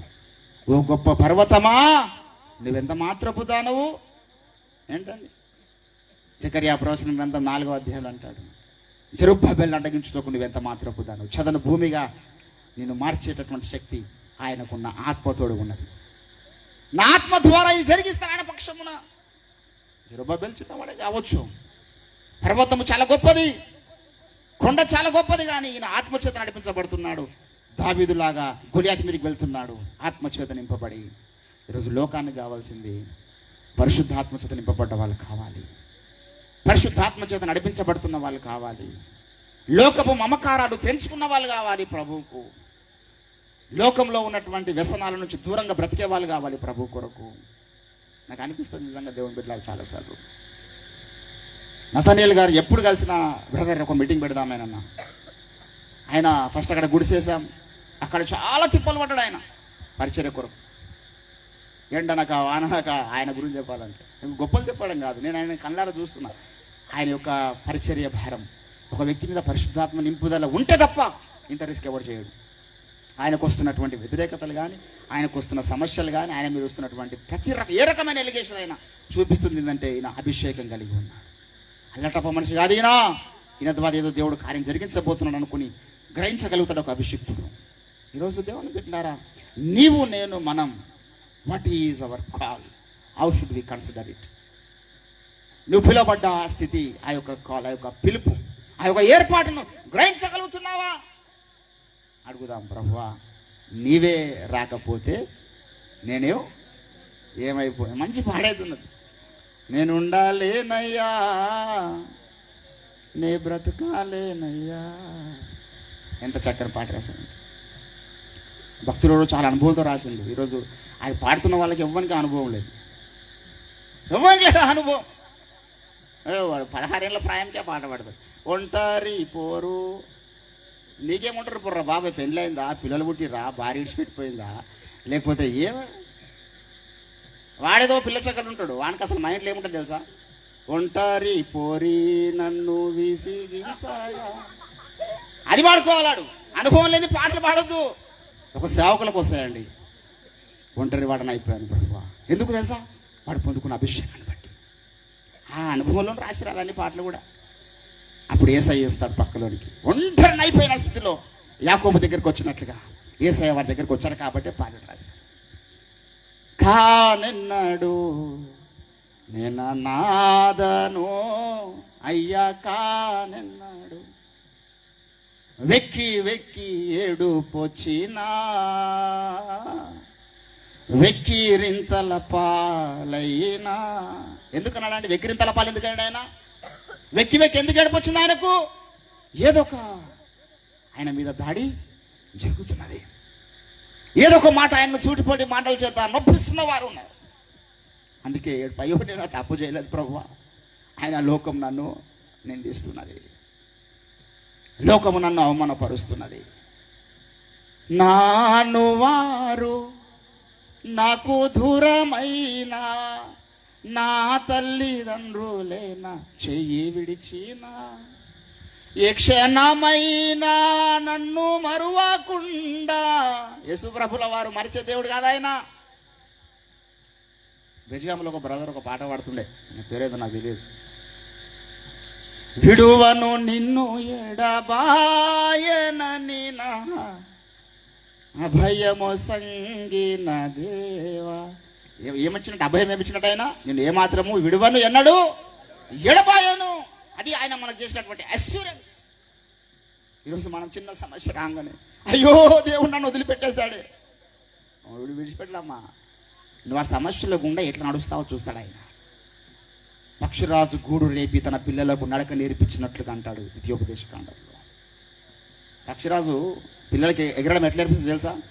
ఆ చిన్న చిన్న ప్రాయంలో ఉన్నప్పుడు దాని రెక్కల మీద తీసుకొని పైకి తీసుకెళ్ళిపోయి విడిచిపెట్టేస్తుంది. ఇది ప్రాణభయానికి టపటపటపటపట రెక్కలు కొడుతుంది. మళ్ళీ కింద పడుతున్న సమయంలో మళ్ళీ రివ్వునొచ్చి ఆ తల్లి దాన్ని మళ్ళీ భుజాలను తీసుకుని పోయి మళ్ళీ మీదికి తీసుకొని మళ్ళీ విడిచిపెడుతుంది. అట్లా చాలాసార్లు చేసిన తర్వాత ఆ చిన్న పక్షి ఎగరడం నేర్చుకుంటుంది. అట్లా దేవుడు కూడా మనం చాలాసార్లు కొన్నిసార్లు ఇట్లా విడిచిపెట్టినట్టు చేస్తాడు. ఎందుకంటే ఎప్పటికీ ఆయన సంకలు ఎత్తుకుంటే నువ్వు ఎప్పటి నరకం తీసుకో. పిల్లలు పుట్టిన తర్వాత ఎన్ని సంవత్సరాలు ఎత్తుకుంటామండి? 2 ఏళ్ళు 3 ఏళ్ళు తర్వాత అయినా వాడిని నడిపించాలి. నాకు లేక పుట్టిడు కుమారుడు అని ఎప్పటి సంకలు ఎత్తుకుంటే వాడు ఎప్పటికి నరకం నేర్చుకోడు, వికలాంగుడు అయిపోతుంది. ఎంత మురిపం ఉన్నా ఎంత ప్రేమ ఏం చేయాలి? వాడిని కింద పడేసేయాలి. వాడు ప్రయత్నం చేస్తాడు, మొఖాల మీద లేచి అంబా అంబా ఉవ్వా ఉవ్వా అనుకుంటా, చెప్పు దొరికితే చెప్పు, ఏది దొరికితే తినుకుంటా వాడు నడక నేర్చుకుంటాడు. విడిచిపెట్టకపోతే దేవుడు కొన్నిసార్లు ఏం చేస్తాడంటే మనకు కూడా వీడు నడక నేర్చుకోవాలి. నా కుమారుడు చాలా కాలమైన రక్షణ పొంది మారు మనసు పొంది కొంత విడిచిపెడదాం. కొంత వీరి మీదకి శోధనలు, అవమానాలు, శ్రమలు, ఆర్థిక ఇబ్బందులు, అనారోగ్యపరమైన సమస్యలు, కుటుంబ సమస్యలు వస్తే ఎలా రియాక్ట్ అవుతాడో చూద్దామంటాడు ఆయన. నువ్వు ఇబ్బందిలో ఉంటే ఆయన సంతోషపడే దేవుడు కాదు. ఈ స్థితిలో కూడా వీడు నాతో నడుస్తాడా? ఈ స్థితిలో కూడా వీడు నన్ను స్తుతిస్తాడా? ఈ స్థితిలో కూడా వీడు నన్ను గణపరుస్తాడా? ఎదురు చూస్తాడు దేవుడు. ఈ స్థితిలో కూడా వీడు పరిశుద్ధాత్మ దేవుని యొక్క దర్శనానికి అడ్డుపడుతున్నాడా? ఈ స్థితిలో వీడు పరిశుద్ధాత్మ మీద ఆధారపడుతున్నాడా? క్రైస్తవ జీవితం అంటే నీకు నీవుగా నడిచేది కాదు. దేవుని బిడ్డారా గమనించాలి. రిబుకా ఎలియెజర్ భుజం మీద ఆనుకొని వస్తున్నది. ఏంటండి, మానహీమంత అనుభవం గలవాడుగా షులమితి కన్యక మరి పరమగీతములో నడుచుకుంటూ వస్తున్నది. ఈరోజు నీవు నేను మనము పరిశుద్ధాత్మ భుజం మీద మనము చేయబెట్టి నడవాలి. We should guided by the Holy Ghost in our life. అదే నీ గమ్యాన్ని, నిజమైన గమ్యాన్ని చేరుస్తుంది, పరలోక రాజ్యాన్ని చేరుస్తుంది.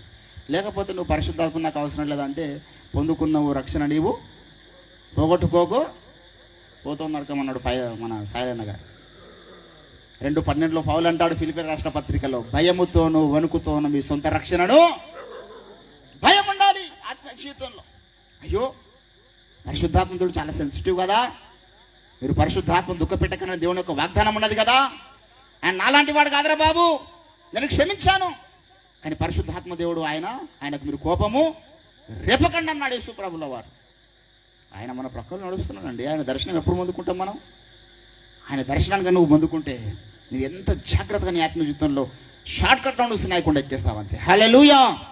ఆయన లేడు అనుకుని నువ్వు వ్యక్తిగతంగా నడిస్తే ఆయన కొన్ని సంవత్సరాలు పడుతుంది. పరిశుద్ధాత్మ దేవుని మీద ఆధారపడదాం. ప్రభు యొక్క దర్శనాన్ని మిస్ చేయదు. లోకంలో ఏదైనా మిస్ కానీ, ఒక మంచి పెళ్లి సంబంధం మిస్ అయ్యారు అనుకో, ఇంకో సంబంధం వస్తుంది, పెద్ద కథ కాదు. ఏది మంచి సంబంధం కాదు. ఎవరిని పెళ్లి చేసుకుని 6 నెలలకు వీళ్ళు చేసుకోకపోతే బాగుంది అనుకుంటారు ప్రతి ఒక్కరు. 6 నెలల దాకానే ఆ మంచి సంబంధం, అంత 6 నెలల తర్వాత అన్నీ ఎగిరిపోతుంది. ఏంటంటే మా అమ్మమ్మ ఉంది దగ్గర చుట్టమవుతారు వాళ్ళు, ఇప్పటికే పోతే జర్రా ముసలు అయిపోయారు. వాళ్ళ మనమల్లే నాయేజీ, వాళ్ళ మనమల్లే నాయేజీ. ఆమె ఏమంటారు తెలుసు, ఎప్పుడైనా జర్రాలు కాగానే మనమడ విని అసలు చేసుకోవడం లేకుండా నేను అప్పుడు ఎర్ర బుర్ర ఉన్నాను చేసి ఇప్పటికంటే ఇప్పుడు ఏం చేస్తాను, మళ్ళీ రివర్స్లో తీసుకెళ్ళి మళ్ళీ కొత్త పెళ్లి కూతురు చేసి మళ్ళీ పరిస్థితి ఉంటుందా? అయిపోయా గతం కథ గోలీ మారదేవు అత్త క్యావో పూరా చూడదేవు అప్సే క్యా కర్నా. హల్లెలూయా. ఏదైనా మిస్ కావచ్చు, మంచి సంబంధం మిస్ కావచ్చు, ఒక ట్రైన్ మిస్ కావచ్చు, ఫ్లైట్ మిస్ కావచ్చు. లోకంలో ఎన్నో మిస్ అవుతాం. ఏది మిస్ అయినా పర్వాలేదు, పెద్ద నష్టం కాదు. ఒక మంచి ఉద్యోగం రావాల్సిందే మిస్ అయిపోయింది అనుకో. రవి గారు ఉన్నారు, రవి పాస్టర్ గారు డిఎస్సి రాసినప్పుడు ఒకటే మార్కును పోయింది పాపం. ఈరోజు లేకపోతే మంచి గ్రాడ్యుయేట్ ప్రిన్సిపల్గా గవర్నమెంట్ ఎంప్లాయీ ఉంటుంది, ఒక మార్కును పోయింది. పెద్ద నష్టం లేదు. ఈరోజు ప్రభు పరిచయలో ఉన్నారు, వెనకాల కూర్చున్నారు. ఈరోజు 2 లక్షల జీతం ఉంటుండే ఆయనకి, ఒక మార్కులో పోయింది. పెద్ద బాధపడేది ఏం లేదు. కానీ దేవ దర్శనాన్ని మిస్ కావద్దు. అది మిస్ అయితే మళ్ళీ వచ్చేది కాదు. ప్రార్థన చేసుకుందాం. ప్రభువా, ఈరోజు ఈ రాత్రికాల సమయంలో మీరు నన్ను దాటిపోకూడదు తండ్రి. నీ దర్శనము దాటిపోకూడదు. నాకు సహాయము చేయండి. అబ్రహాము వలె దేవుని కాళ్ళకు అడ్డం పడదామా? నీ దర్శనం లేనటువంటి మనిషిగా నేను ఉండొద్దు ప్రభువా. ఈరోజు ఏదో మనము గ్రుడ్డిగా భక్తి సాధన చేస్తున్న వారు ఉండొద్దు. నీకు లోకస్తుల కంటే ఎక్కువగా క్లారిటీ ఉండాలి. ప్రభువా, నన్ను దర్శించండి. రాత్రికాల సమయంలో నువ్వు దేవుని యొక్క సన్నిధానంలో సీరియస్గా ప్రార్థన చేస్తుంది. Today my lord is visit you my dear brothers and sisters. Is ready to visit you. ఆయన సిద్ధముగా ఉన్నాడు. ఏది అడుగుతున్నావు? అభిషేకం అడుగుతున్నావా? ఈరోజు నాకు అభిషేకం